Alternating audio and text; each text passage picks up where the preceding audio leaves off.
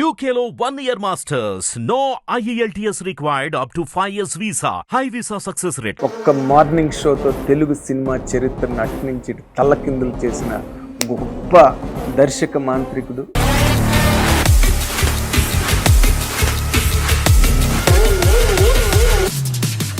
Media film industry కన్నా better సినిమాలు తీస్తారు.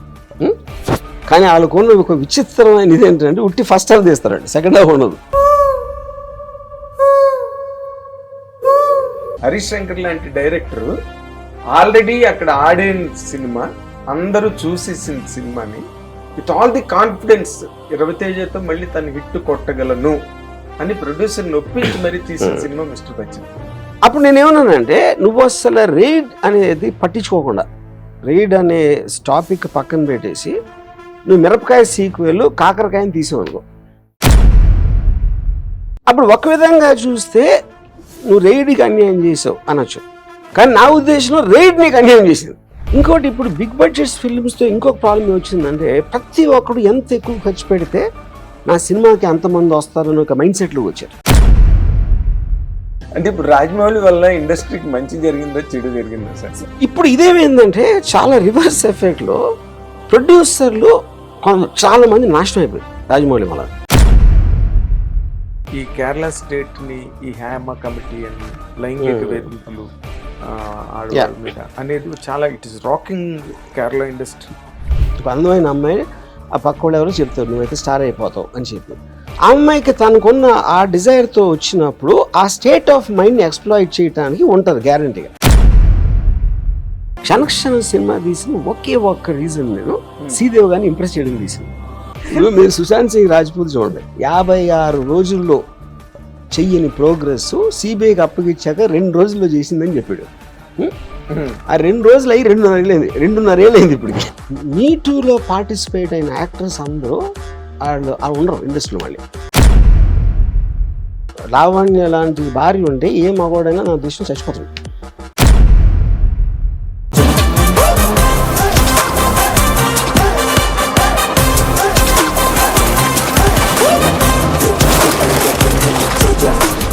హిట్ టీవీ అభిమాన ప్రేక్షకులకు స్వాగతం. నేను మీ నాగేంద్ర కుమార్.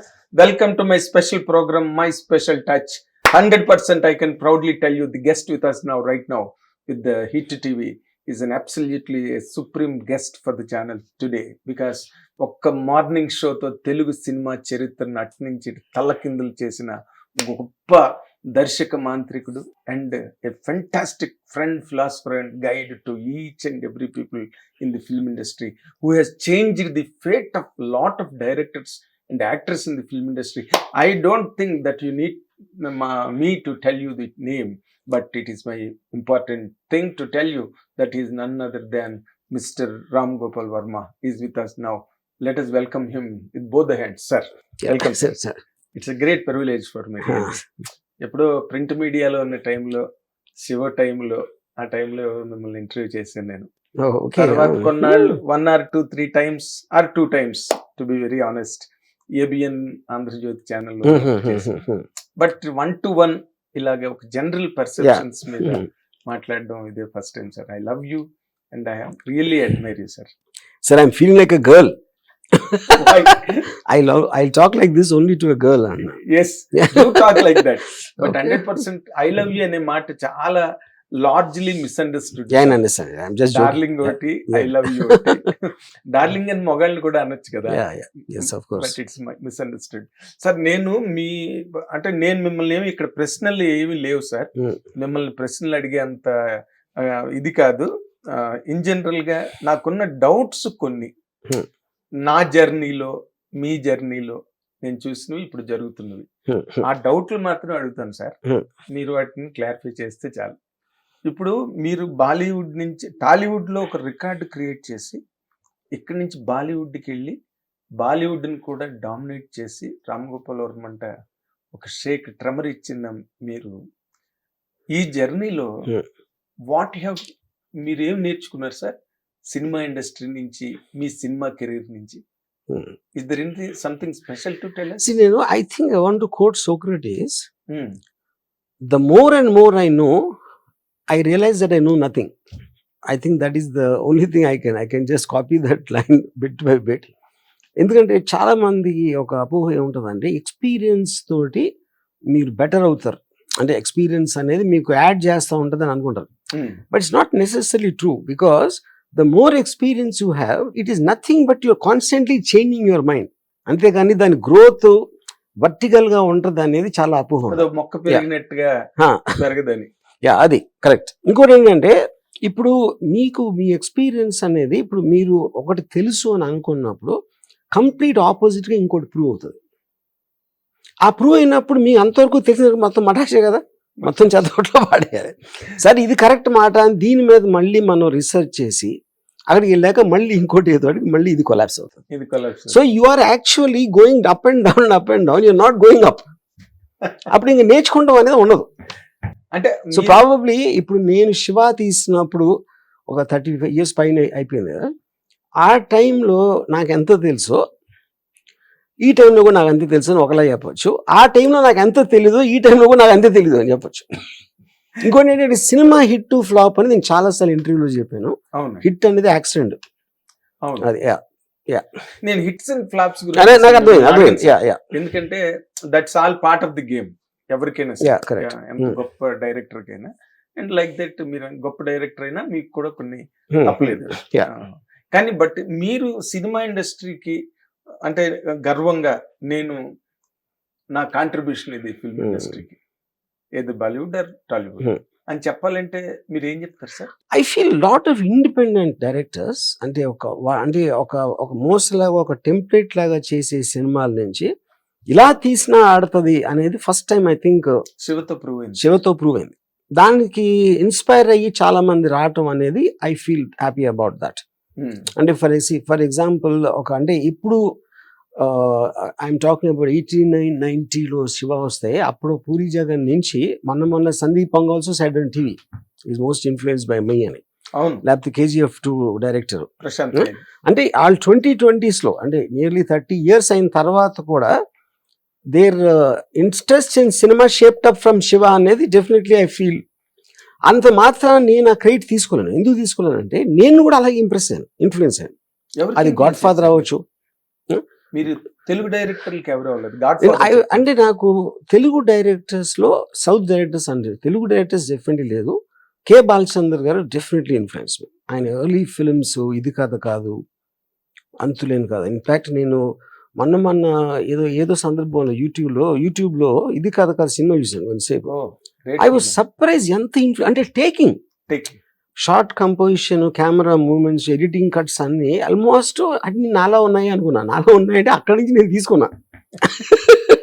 కానీ మన మనిషి సైకాలజీ ఏంటంటే ఒక పర్టికులర్ టైంలో మీరు అబ్జర్వ్ చేసుకుని మీదే అనుకుంటారు. Because no human being is actually మీరు పుట్టడంతో ఇవి రాదు కదా. మీరు అక్కడ పికప్ చేసుకుని పుస్తకాలు, సినిమాలు, మీ పెద్దలు చెప్పిన, టీచర్స్ చెప్పిన, మీ ఫ్రెండ్స్ ఎక్స్పీరియన్సెస్ వాటిలో కొన్ని తీసుకుని అవన్నీ ఒక కలెక్టివ్ గా అయి మీ పర్సనాలిటీ ఏర్పడుతుంది. అప్పుడు మీరు చాలాసార్లు సోర్స్ కూడా మర్చిపోవచ్చు. సో నేను ఇది కాదు డెఫినెట్లీ నేను షాక్ అయిపోయాను అసలు ఎంత.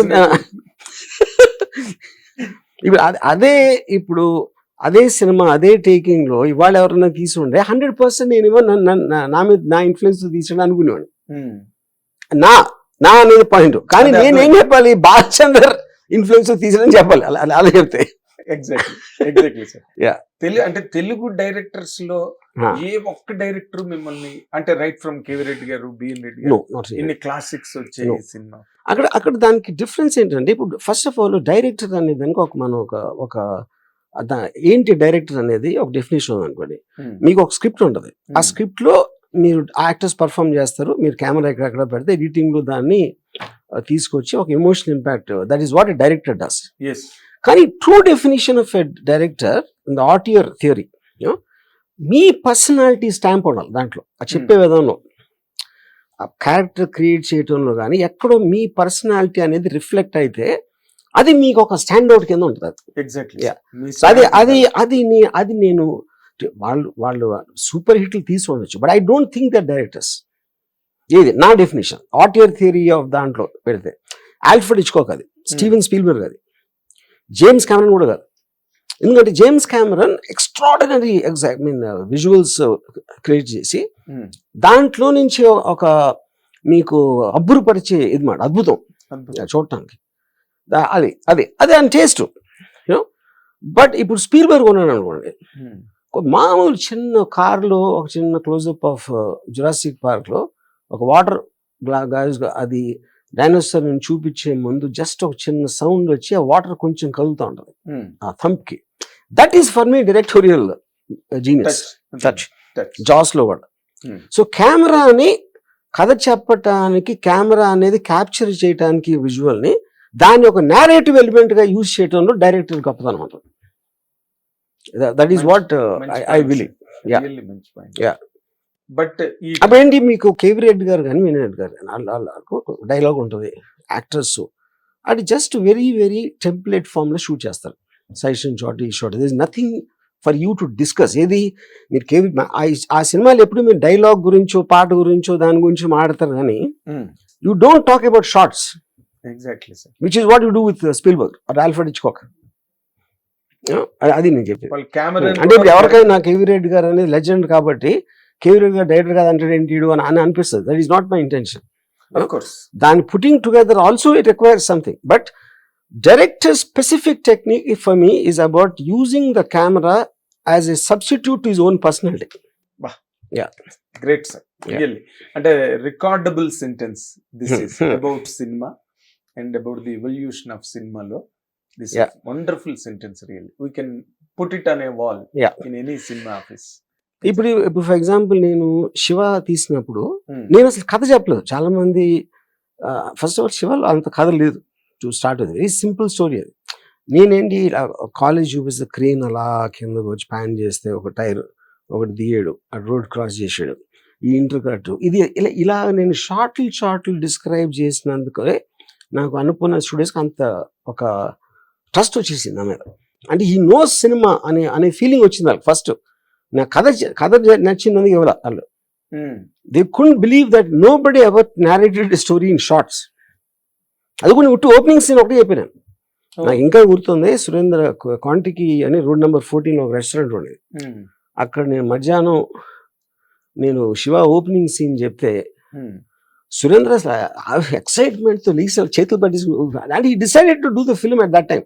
కానీ షాకింగ్ సార్ ఇది, ఎందుకంటే మొత్తం 2.5 గంటలు కథ చెప్తే గానీ ఒప్పుకోవడానికి కూడా భయపడే ఇండస్ట్రీలో ఒక సీన్, అది కూడా ఆ టైంలో. ఇప్పుడు అంటే చాలా ఎగ్జాంపుల్స్ ఉన్నాయి మీకు, కొత్తగా వచ్చి డైరెక్టర్స్ ఎక్స్పీరియన్స్ లేకుండా చేసిన వాళ్ళు ఇప్పుడు చాలా మంది ఉన్నారు. అప్పుడైతే అసలు ఇంపాసిబుల్ నెక్స్ట్ ఇంపాసిబిలిటీ అది. నేను అందుకే అన్నాను, ఆ టైంలో 2.5 గంటలు ఒక రైటర్ వచ్చి కూర్చుని చెప్తే గానీ అప్పుడు కూడా భయపడుతూ సినిమాలు తీసే రోజుల్లో మీరు ఒక సీన్ షార్ట్ డివిజన్ చెప్తే మరి అది మీ గొప్పతనమా యార్లగడ్డ సురేంద్ర గారి గొప్పతనం మాత్రం మీరే చెప్పాలి. 100%. ఇప్పుడు Surendra also is very educated person. ఆయన కూడా అప్పుడే యుఎస్ నుంచి వచ్చి అది అంటే is not like a typical producer. ఆయన ఎడ్యుకేషన్, ఆయనకున్న sensitivity, his personality, all of them together definitely. అంటే ఆయన వచ్చినప్పుడు కూడా ఆయన ఎంతసేపు రావు గారి ఇల్లు based on sound of music లేకపోతే ఇలా ఉండేది ఆయన థాట్స్ అని. ఆయన అంటే ఇప్పుడు నేను చెప్పగలిగే ఒక నాకు టాలెంట్ ఉన్నా సరే రిసీవ్ చేసుకోవడానికి అక్కడ ఉండాలి కదా. That's what I saying sir. ఇప్పుడు అక్కడ కూడా గ్రేట్నెస్ ఉంటే గానీ monuments by greatness or at least sensibility, understand అంటే ఒక కంపాటబిలిటీ విత్ నేను మాట్లాడుతున్నాను. కరెక్ట్, మీరు చెప్పింది ఆయనకి బాగా అర్థమైంది. అంతే. అంటే నార్మల్ గా మీరు ఈ జర్నీలో ఈ జర్నీలో in spite of all the flops and hits or in spite of the history you created, ఇవన్నీ పక్కన పెడితే where do you find yourself in the film industry today అని చెప్తే అడిగితే ఏం చెప్తారు సార్? ఆనెస్ట్ అంటే ఇప్పుడు నాకు ఎప్పుడు ఎవరు ఎయిర్పోర్ట్ కలుస్తారు, ఎగ్జాంపుల్ చెప్తున్నా, ఒక female she told me that రాత్రి నా ఫేవరెట్ సినిమా అని చెప్పింది. అమ్మాయి ఏజ్ ఏంటి 19 ఉంటుంది, రాత్రి సినిమా వచ్చి 33 years అయిపోయింది. అంటే అమ్మాయి పుట్టిన తర్వాత 15 ఏళ్ళు, ఆ సినిమా వచ్చి రిలీజ్ అయ్యాక 10 years తర్వాత ఈ అమ్మాయి పుట్టింది. ఎక్కడ చూస్తుంటుంది? ఆబ్వియస్ గా టీవీలో ఎక్కడ చూస్తుంటుంది. టీవీలోని అంతే. అంటే ఆ సినిమా అప్పుడు తీసింది ఈ జనరేషన్ కూడా ఎంతో కొంత ఎవరు ఒకళ్ళు ఇద్దరు కనెక్ట్ అవుతుందంటే అది it is like leaving a footprint. ఆ ఫుట్ ప్రింట్ ఎంతమందికి తగిలింది, చూసారు, ఎంతమంది ఎఫెక్ట్ అయ్యారు అనేది it's anybody's guess. Even I can't say అప్పుడు అది ఎవరు చూశారు, ఎప్పుడు చూశారు, ఎందుకు చూశారు అని. ఎందుకంటే నేను పర్సనల్గా నేను అసలు ట్రాక్ చేయను. నాకు నిన్న ఒక వర్క్ అయిపోతే నేను మర్చిపోతాను. ఎందుకంటే I'm constantly living in the future excitement. నేను ఇవాళ ఏం చేస్తున్నా, రేపు ఏం చేయాలనుకుంటున్నాను అని తప్పిస్తే I erase my entire past. Okay, అబ్సల్యూట్గా. అంటే ఇప్పుడు ఈ అంటే ఈ లేటెస్ట్ గా మీరు తీసిన సినిమాలు, చేసిన సినిమాలు, మీ ప్రయోగాలు ఇవన్నీ వీటిని మీరు బాగా ఎంజాయ్ చేశారండి? అంటే మీరు వర్క్ ఎంజాయ్ నేను ప్రతి నిమిషం ఎంజాయ్ చేస్తాను. ఇప్పుడు వర్క్ అనేది ఏంటి, ఒక మూవీ ఉందనుకోండి, it is a series of decisions which are taking over a long period of time. All of them come together. Coming together ఎవరికి? డైరెక్టర్కి ఎప్పుడు రాదు, అది ఆడియన్స్కి వస్తుంది. మీరు ఇక్కడ ఒక డెసిషన్, ఇవాళ మధ్యాహ్నం ఒకటి అది మార్చాం, ఏదో షార్ట్ తీసాం, ఇలా ఇలా పెట్టి in the process of that you will never have a totality, which is the reason many directors get surprise with their failure. ఇప్పుడు నేను ఎందుకు, బికాస్ మనం ఇంత ఆలోచించి ఎన్నిసార్లు ఆలోచించి డిస్కషన్లు చేస్తే ఆడియన్స్ ఏమో 2 గంటల్లో బాగాలేదని చెప్పేస్తే అది ఎలాగ పాసిబుల్ అది? And this is something which happens to everybody every time. అప్పుడు అది దానికి మెయిన్ రీజన్ ఏంటంటే మీరు ఏ టైంలో, ఏ మూడ్లో, ఏ స్టేట్ ఆఫ్ మైండ్లో మీరు ఒక డెసిషన్ తీసుకున్నారో అదే మైండ్ సెట్ తోటి ఆడియన్స్ అనేవాడు థియేటర్లోకి రాడు. వాడి మైండ్ సెట్ కంప్లీట్గా డిఫరెంట్గా ఉంటుంది. వాడు నిన్నేం సినిమా చూశాడు, ఆ టైప్ సినిమా ఏం చూశాడు, లేకపోతే దాని గురించి ఏం ఎక్స్పెక్ట్ చేశాడు, ఏం ఎక్స్పెక్ట్ చేయలేదు, ఇలాంటి రకరకాల ఫ్యాక్టర్స్ అది ఏ డైరెక్టర్ కూడా తీసుకోలేడు. పరిగణలోకి తీసుకుంటాం అనేది ఇంపాసిబుల్. అది ఇంపాసిబుల్. అంటే మీరు అన్నారు కాబట్టి దానికి ఇప్పుడున్న ప్రెసెంట్ కాంటెక్స్ట్, ప్రెసెంట్ సెనేరియో అని కనుక మిక్స్ చేస్తే ఈ మధ్య రిలీజ్ అయిన సినిమాలు బాగా డబ్బులు ఖర్చు పెట్టి పెద్ద బడ్జెట్స్, మంచి రిసెప్షన్ ఉన్న హీరోలు చేసిన సినిమాలు కూడా చాలా వరస్ట్ ఫ్లాప్స్ అవుతున్నాయి. మీరు గమనించారో లేదు? I wouldn't say ఈ మధ్యలో నేను చెప్పను. I think it happens many, I mean all the time it happens and expected films fail అవడానికి. ఈ ఇంట్రెస్టింగ్ థింగ్ ఏంటంటే ఇప్పుడు ఎస్పెషల్లీ పెద్ద సినిమాలు అంటే బిగ్ బడ్జెట్, మీరు 100 కోట్లు 90 కోట్లు అని చెప్తారు చూడండి, they're much more difficult for anybody to understand ఎలా తయారవుతున్నాయి. ఎందుకంటే the number of people involve, ఇక్కడ CG వస్తుంది, అక్కడ ఇది వస్తుంది అని ఎవరికి ఆడి ఏదేదో ఊహించుకుంటారు. అది మొత్తం అయ్యి ఫైనల్ చూసినంత వరకు ఎవరికి తెలియదు, ఇంపాసిబుల్. ఎగ్జాక్ట్లీ. డైరెక్టర్ కూడా తెలియదు.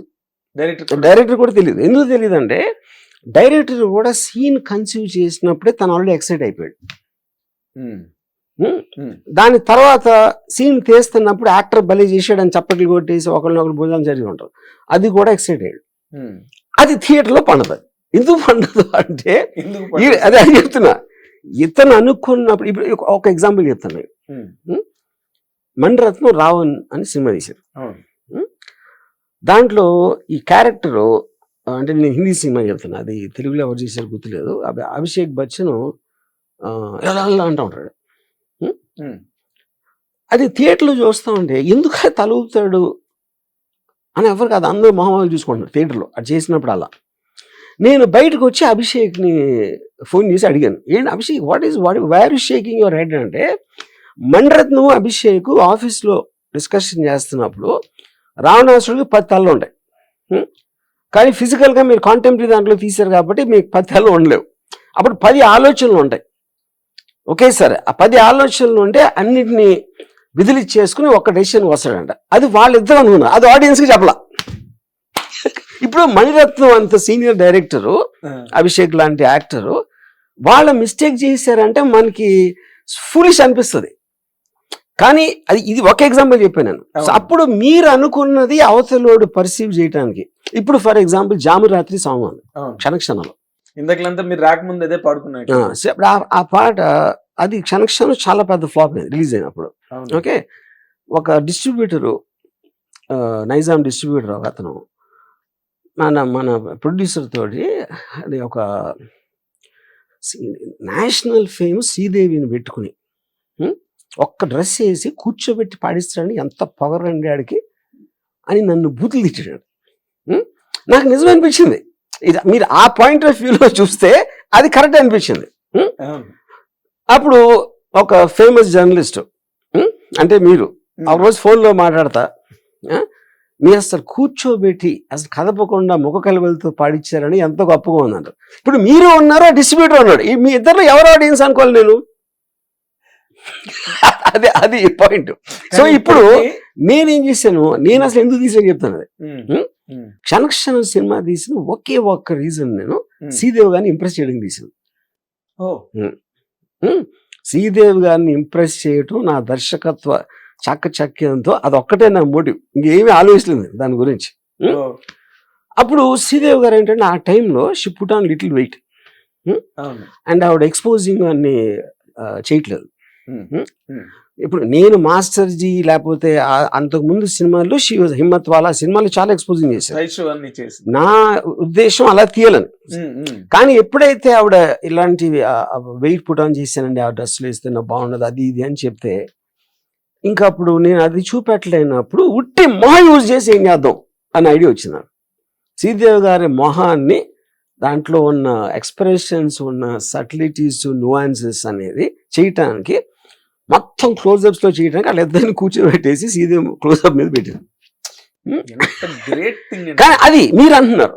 కానీ ఆ డిస్ట్రిబ్యూటర్ అప్పుడు అంటే ఇప్పుడు ఆ రోజుల్లో రిలీజ్ అయినప్పుడు శ్రీదేవి గారి చాలా డాన్సులు గీన్స్లు అలాంటి ఎక్స్పెక్ట్ చేస్తారు అందరూ. మిస్టర్ ఇండియా ఆ సినిమాలో చాల్బాజ్ అని. దాని తర్వాత చూస్తే ఏదో చాలా ఒక అదేంటి ఒక స్టిఫిల్ చేసేసిన ఫీలింగ్ వచ్చింది. నేను అతనే రిప్రజెంట్ చేయడానికి కూడా అంటలేదు, అదొక్కటే కారణం కూడా నేను అంటలేదు. నేను వ్యూ పాయింట్స్ చెప్తున్నా. అలాగే ఇప్పుడు మీరు నాగేంద్ర అనే జర్నలిస్ట్కి ఒక వ్యూ పాయింట్ ఉంది, డిస్ట్రిబ్యూటర్కి ఉంది, ఇంకోటి ఎవరో సుబ్బారావుకి ఉంది, అప్పారావుకి ఉంది, నాకు ఉంది. వీళ్ళందరూ కూడా ఆడియన్సే. అవును సార్. ఏళ్లలో ఎవరికి మ్యాచ్ అవుతుందని ఏ డైరెక్టర్కి తెలియటం అనేది ఇంపాసిబుల్. సేమ్ సీన్ ఒకరికి నచ్చుతుంది, ఇంకోటికి నచ్చదు. ఆ టేస్ట్ డిఫరెన్స్ ఉన్నప్పుడు కామన్ గా కనెక్ట్ అవటం అనేది ప్యూర్లీ యాక్సిడెంటల్ గా అవుతుంది. అది నేను చెప్పేది. ఎగ్జాక్ట్లీ. కానీ ఈ మధ్యన ఇంకొక ట్రెండ్ స్టార్ట్ అయింది సార్. అంటే కాంబినేషన్స్ మీద వెళ్ళిపోతున్నారు sir producers. They are dumping lot of money అనే ప్రాజెక్ట్. కాంబినేషన్ ఉంటే చాలు. మరి కాంబినేషన్ లేకపోతే బిజినెస్ ఎలా అవుతుందండి? కాంబినేషన్స్ ఏనా మెయిన్, మీకు కంటెంట్ అక్కలేదా అంటే? అంటే ఇప్పుడు కమర్షియల్ ప్రోడక్ట్ సినిమా అంటే what is a commercial product? ఇలాంటి ఇది ఉంటే ఎక్కువ మంది ఈ ప్రోడక్ట్ కొనడానికి ముక్కు చూపుతారు. అది పాయింట్. ఫలానా యాక్టర్ ఉన్నాడు, ఫలానా డైరెక్టర్, ఫలానా హీరోయిన్, వీళ్ళు అది ఎలా వస్తుంది? వాళ్ళ ట్రాక్ రికార్డ్ బట్టి వస్తుంది. ఆ ఫలానా హీరో ఇంత సినిమా ఎంతలో తీస్తే అంత చేసింది, అంతలో తీస్తే ఇంత చేసింది అని ఒక లెక్కలో స్టార్ట్ అవుతుంది ఫస్ట్. కానీ మధ్యలో వేరే సినిమా వస్తుంది. లేకపోతే ఇప్పుడు ఫర్ ఎగ్జాంపుల్ స్త్రీ 2 అనుకోండి. స్త్రీ 2 మొత్తం ఇండస్ట్రీ పెట్టినప్పటి నుంచి ఉన్న థీరీస్ అని చెత్తపట్లు వేసేసింది, మొత్తం రివర్స్ చేసి పాడేసింది. అదేంటి ఫైనల్ గా డెమోక్రసీలో ఎవరు గెలుస్తారో తెలియదంటే ఏ సినిమా ఎందుకు ఎప్పుడు ఎంత చూస్తారని కూడా ఎవరికి తెలియదు. That and which is the truth about real life also. ఇప్పుడు మీరు అందరూ లవ్ చేస్తారో లేకపోతే నచ్చి పెళ్లి చేసుకుంటారు. ఎన్ని మ్యారేజ్ వర్కౌట్ అవుతాయి? మీ కెరీర్ డెసిషన్ ఏమి తీసుకుంటారు, అది పోదు. అన్నిట్లోని మీరు అనుకునే most of the time wrong వెళ్తాయి. సినిమా ఇండస్ట్రీ మీద మీరు ఎక్కువ కాన్సన్ట్రేట్ చేస్తారు. ఇప్పుడు ఒక ప్రొడ్యూసర్ విపరీతంగా డబ్బులు ఖర్చు పెట్టి చేసేస్తున్నాడు, అసలు ఏమో ఏంటి ఇలా ఖర్చు పెట్టేస్తున్నాడు అనుకోవడం. అవి హిట్ అయితే విజనరీ అవుతాడు, ఫెయిల్ అయితే ఇడియట్ అవుతాడు. అది దాన్ని బట్టి ఉంది, అతని బట్టి కాదు కదా అది. అప్పుడు మీరు చెప్పేది ఇప్పుడు బాహుబలి రిలీజ్ అవుతున్నప్పుడు ఒక చాలా ఫేమస్ ఇంకో ప్రొడ్యూసర్ ఏం చెప్పాయంటే అసలు తెలుగు సినిమాకి మ్యాక్సిమం రిటర్న్ అనేది 70-80 కోట్లు ఉంది, ఇంపాసిబుల్ దానికన్నా రావటం అని ఏం లెక్కలు చెప్పాడు. మగధీర ఫిగర్స్ అయ్యి అన్ని తీసి ఇది బడ్జెటే 150 కోట్లు ఎంతో లేదు మన. ఓకే, అంతకన్నా అసలు ఎర్రితనం ఉంటుందా ప్రొడ్యూసర్కి, అది ఇది అని చెప్పాడు. కట్ చేస్తే బాహుబలి ఏమైందో మనకు తెలుసు. అవును. అప్పుడు ఏంటి, అతను చెప్పింది రైట్ అయి ఉంటే శోభి ఆర్లగడ్డ ఇడియట్, ఇప్పుడేమో జీనియస్ విజనరీ. అది నేను చెప్పేది.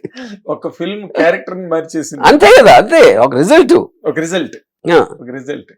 కానీ బట్ ఇప్పుడు ఇంకోటి అప్పుడు ఏమవుతుందంటే చాలా సార్లు ఇంత ఖర్చు పెట్టి ఎందుకు తీస్తున్నారు అంటే అది యాక్చువల్లీ సిలీ ఆర్గ్యుమెంట్. ఎందుకంటే మీకు రిటర్న్ అంత చూపెడతాం. మంచి సినిమా వస్తే బాహుబలి 2 అలాంటి సినిమా RRR లాగా వస్తే 1000 కోట్లు 2000 కోట్ల రేంజ్కి వెళ్ళిపోవటానికి ఛాన్స్ ఉంది అని మీకు అనుకున్నప్పుడు ఎవరో కూడా నా సినిమా యావరేజ్గా ఉంటుంది అనుకుని తీరు కదా.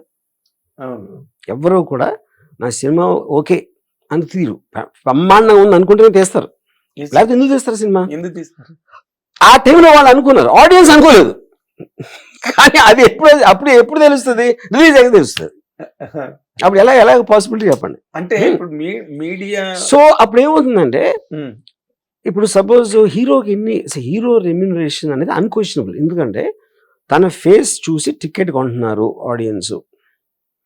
అప్పుడు ఈ హీరో ఉంటే ఎంతకు అమ్ముడిపోతుంది అనేది ఉన్నదనుకోండి ఒక లెక్క. అప్పుడు మీకు మేకింగ్ కాస్ట్ హీరో రెమ్యూనరేషన్ బట్టి మీకు ఎంత రిటర్న్ వస్తుందో అర్థమెటిక్స్ లో ఉంటుంది. మెయిన్ ప్రాబ్లం ఎక్కడ వస్తుందంటే ఈ సపోర్టింగ్ కాస్ట్, టెక్నీషియన్స్, వీళ్ళందరూ వైట్ ఎలిఫెంట్స్ అయిపోతారు. అసలు వాళ్ళని కంట్రోల్ చేయడం అనేది జరిగే పని కాదు. వాళ్ళ పేరు చూసి ఎవరు టికెట్ కూడా కొండవు. హీరో ఉంటే వచ్చేస్తారు అంతే, మిగతా వాళ్ళు ఎవరు ఉన్నా లేకపోయినా వస్తారు, what ever minimum people you know. అప్పుడు ఇదంతా కలిసి వైట్ ఎలిఫెంట్ అవుతుంది. ఇప్పుడు అది VFX అనుకోండి, లేకపోతే ఇప్పుడు ఏంటంటే ఒక ఆర్గ్యుమెంట్ ఏముంది, స్టార్స్ అంటే ఎంతమంది సైన్యంతో వస్తున్నారు అని. అది చాలా సిలీ ఆర్గ్యుమెంట్. ఎందుకంటే పాయింట్, మీరు ఆల్రెడీ సడన్ గా రావట్లేదు కదా, ముందే తెలుసు కదా వస్తారని. ఆ పర్టికులర్ స్టార్ ఇలా ఉంటాడు, ఇంతమందిలో వస్తాడు, అన్ని చెప్తారు. అంతా తర్వాత కదా తీసిన సినిమా. ఇంకోటి ఏంటంటే స్టార్ కూడా అలా అయిపోతే స్టార్ అవడం ఏంది ఇంకా, లేకపోతే స్టార్ ఎట్ అవుతాడు. అదే కదా మెయిన్ థింగ్. కరెక్ట్. 10 మంది కాకపోతే 100 మంది అండి, 1000 మంది పెట్టుకుంటాడు. మీరు పెట్టుకోవద్దు. అప్పుడు ఇచ్చేవాడి తప్ప తీసుకునేవాడి తప్ప. ఈ ప్రొడ్యూసర్లే వెళ్ళి చెప్తారు, మీరు డేట్లు ఇస్తే చాలు బాబు, మీరు ఏమన్నా చేసుకోండి, మీ డేట్లు ఉంటే చాలు అని కాళ్ళ మీద పడిపోయి తీసుకుంటారు. ఎప్పుడైతే వాళ్ళు డెలివరీ ఆస్పెక్ట్స్ లో ప్రాబ్లమ్స్ వచ్చినప్పుడు ఇవన్నీ అవుతారు ఇవన్నీ బయటికి మాట్లాడతారు. But that absolutely I don't blame stars. అంటే ఇప్పుడు ఓకే, ఇప్పుడు RRR లాగా, బాహుబలి లాగా, లేకపోతే మొన్న కల్కి లాగా అంత పెద్ద హిట్లు అయిపోతున్నాయి అనుకోండి సార్. అంటే అక్కడ ఎంత బడ్జెట్ పెట్టాము, ఎంత స్పిల్ ఓవర్స్ ఉన్నాయి, ఎన్ని వేస్టేజెస్ ఉన్నాయి, అవన్నీ కౌంట్ కి రావు. ఆ వేస్టేజ్ కంట్రోల్ చేయలేదు అంటున్నారు. అది జరగదు కంట్రోల్. ఎందుకు అవదంటే మీకు చెప్తాను, ఒక ఎగ్జాంపుల్ ఇస్తాను. మీరు ఒక పర్టికులర్ సినిమా ఇప్పుడు బడ్జెట్ ఆల్రెడీ అనుకున్నాను కానీ ఎక్కువైపోయింది. ఎక్కువైపోతాం అంటే ఒక పాట ఏదో తీయాలనుకున్నారు. ఆ పాటకి ఇంకా ప్రొడక్షన్ వాళ్ళని వర్కౌట్ చేయమంటే కాస్ట్ అతను 1.5 crores ఎంతో వేసాడు. 1.5 crores అవుతుంది ఈ పాట తీయటానికి అని ఒక ఎస్టిమేట్ ఇచ్చాడు. ఇప్పుడు ఈ ప్రొడ్యూసర్ వచ్చి డైరెక్టర్ తోటి, సార్ మరి ఎక్కువైపోతుందండి, ఈ పాట నిజంగా అవసరమా, ఇంకా మళ్ళీ 1.5 ఖర్చు పెట్టాలంటున్నారు అది ఇది అంటే, 1.5 కోటి ఎందుకు అవుతుందండి అని మళ్ళీ అతను కూర్చుని ఆడితో ప్రొడక్షన్ వాళ్ళతోటి దాన్ని ఏదో 90 lakhs తీసుకొచ్చాడు. డెఫినెట్గా ఈ సాంగ్ చాలా మంచి ఐటమ్ అవుతుందండి అది ఇది చెప్పాడు. సరే ఇంకే చేసేది ఏముంది అని వదిలేసి ఓకే అన్నాడు. అన్నాక కొరియోగ్రాఫరు హీరోకి ఒక అమెరికన్ మ్యూజిక్ వీడియో పంపించాడు. పాట ఇలా తీద్దాం అనుకుంటున్నా అని, ఫ్యాంటాస్టిక్ అని రిప్లై పెట్టాడు హీరో. ఆ ఫ్యాంటాస్టిక్ స్క్రీన్ షాట్ ఈ హీరోకి పంపించాడు, ఈ డైరెక్టర్కి పంపించాడు, డైరెక్టర్కి ప్రొడ్యూసర్కి. ఎవరు? కొరియోగ్రాఫర్. హీరో పంపించలా. అప్పుడు ఏంటి అర్థం, బాబు గారు ఇలా చేద్దాం అంటున్నారు అంతే కదా. ఫ్యాంటాస్టిక్ అంటే ఏంటి అర్థం, ఇలా చేద్దాం అంటున్నారు. ఇప్పుడు బాబు గారి దగ్గరికి వెళ్ళి చెప్తారా అది ఎక్కువ డబ్బులు అయిపోతుందండి అని. వీళ్ళు ఆల్రెడీ ఏదో 90లో ఫిక్స్ అయి ఉన్నారు. ఇప్పుడు అది చూస్తే 2.5 అవుతుంది. ఇది 1.5 మించి ఇంకో 1. సో ఇప్పుడు 2.5 అప్పుడు ఇంకా ప్రొడ్యూసర్ కళ్ళు నీళ్ళే కదా. కానీ ఎవరిని అడుగుతాడు వెళ్ళి ఇప్పుడు సపోజ్ హీరో దగ్గరికి వెళ్ళి లేదు సార్ ఇది ఇలా తీస్తే చాలా ఖర్చు అయిపోతుంది 2.5 కోట్లు అని చెప్తున్నారు అని చెప్తాడా, చెప్పలేడు. ఎందుకంటే నామోషి అడ్డు వస్తుంది. ఇంకోటి ఏంటి అంటే మన సినిమా మీద నమ్మకం లేదా హిట్ అవుతుందని అంటాడా ఏంటో తెలియదు. ఈ లోపల డైరెక్టర్ ఏమన్నాడు, సార్ మీరు 2.5 కోట్లు అయిపోతుంది అనుకుంటున్నారు, కానీ ఈ లెవెల్లో పాట వస్తే 3 సార్లు చూస్తారు సినిమా, 4 సార్లు రిపీట్ ఆడియన్స్ పెరిగిపోద్ది, అప్పుడు మీ రెవెన్యూస్ అన్ని డబుల్ ట్రిపుల్ అయిపోతాయని చెప్పాడు. అది బ్యాడ్ ఆర్గ్యుమెంట్ కాదు, ఏదైతే పాజిటివ్ అయితే అవ్వచ్చు, ఎవరికి తెలుసు, అవ్వచ్చు, వెరీ గుడ్. అప్పుడేంటి, అప్పుడు ప్రొడ్యూసర్ ఏంటంటే తను ఫైనాన్షియల్ ట్రబుల్లో ఉన్నా లేకపోయినా డబ్బులు పోతాయని అనుకున్నా కూడా అప్పుడు డైరెక్టర్ హీరో కూడా ఏం చెప్తారు అంటే మన సినిమా హిట్ అవ్వదని మీకు నమ్మకం లేదా అని ఒక ఇంటర్నల్ కాన్ఫ్లిక్ట్ స్టార్ట్ అవుతుంది. అది ఏ రేంజ్ కి అవుతుందో ఎవరికి తెలియదు. అక్కడ నుంచి స్టార్ట్ అయ్యి వెళ్ళినా కూడా పాసిబిలిటీ ఉంది. ఎందుకంటే హీరో డైరెక్టర్ ఏమో ఎక్స్ట్రాడినరీ బంపర్ హిట్ అవుతుంది అని నమ్మి చేస్తారు. అప్పుడు బంపర్ హిట్ అంటే అర్థం ఏంటి, 2,000 కోట్లు చేసేస్తుంది అనుకున్నారు అనుకోండి, అదే బాహుబలి 2 కన్నా కొంచెం బెటర్గా ఉంది అని అనుకోవచ్చు కదా. మీరు ఆఫీస్లో అనుకోవడానికి ఏముంది, అప్పుడు ప్రొడ్యూసర్ ఇనిషియల్ గా 200 అనుకుని అది 300, 400, 500 వెళ్తా ఉంటది. అయినా కూడా బఫర్ ఇంకా 1,500 ఉందని ఫీలింగ్ వస్తుంది. ఏది ఆ రేంజ్కి వెళ్తే ఇప్పుడు ఓకే ఇది ఇంకా నేను కంటిన్యూ చేస్తాను, ఇది అయిపోయింది ఓకే అన్నారు. అయ్యాక కొరియోగ్రాఫరు అక్కడ నుంచి ఒక అదే నాకు 200 మంది డాన్సర్లు పెట్టి లడాఖ్లో సినిమా చేస్తాం. ఆ సాంగ్ 200 మంది డాన్సర్లకి మనకి 4 కాస్ట్యూమ్స్ చేంజెస్, 4x200 800 కాస్ట్యూమ్స్ నేను కుట్టిస్తే ఇంత అవుతుందని ఎస్టిమేట్ పంపించాడు. ఇక్కడ ప్రొడక్షన్ మేనేజ్ ప్రొడ్యూసర్తో హైదరాబాద్లో మన వాళ్ళతో చేయిస్తే 1/4 కన్నా తక్కువ అవుతుంది అని చెప్పాడు. ఎవరు కొరియోగ్రాఫర్ ఇచ్చిన ఎస్టిమేట్కి. ఈయన కొరియోగ్రాఫర్ ఫోన్ చేసి చాలా తెలివిగా మాట్లాడుతున్నాను అనుకుని, మీరు నాకు తెలిసిన వాళ్ళు ఉన్నారండి కొంచెం టైలర్స్ మా ఫ్యామిలీకి సంబంధించిన వాళ్ళు, వాళ్ళతో చేయించుకుంటాను ఇక్కడ అని చెప్పాడు. అన్నాడు సరే, కానీ స్టిచ్చింగ్లో తేడాలు వస్తే మాత్రం నేను రెస్పాన్సిబిలిటీ తీసుకోను, మళ్ళీ హీరో గారు కోపం వస్తే నేను మీ పేరు చెప్పాల్సి వస్తుందని చెప్పాడు. ఇప్పుడు ఈ వెళ్ళి స్టిచ్చింగ్ రెస్పాన్సిబిలిటీ ఎట్లా తీసుకుంటాడు, ఆడు బట్టలు ఎలా చేస్తాడు, ఏం కొడతాడు, రేపు పొద్దున్న నాకు సరిగ్గా ఫిట్ అవ్వలేదు ఏదో అయింది అనుకోండి, తెలీదు. ప్రొడ్యూసర్ ఎట్లా తెలుస్తుంది అది కదా,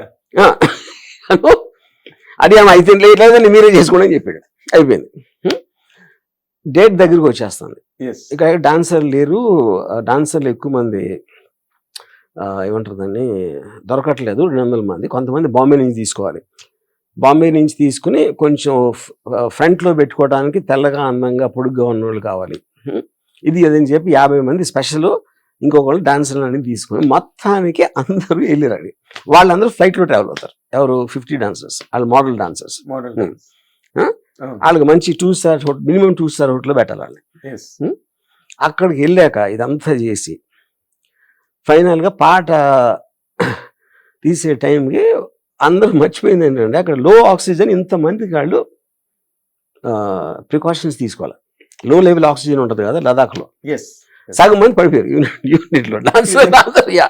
వాళ్ళకి సేవ చేయడానికి మళ్ళీ వాళ్ళని పిలిచి మొత్తం అంతా చేసి ఫైనల్ బిల్లు 4.75 crores వచ్చింది.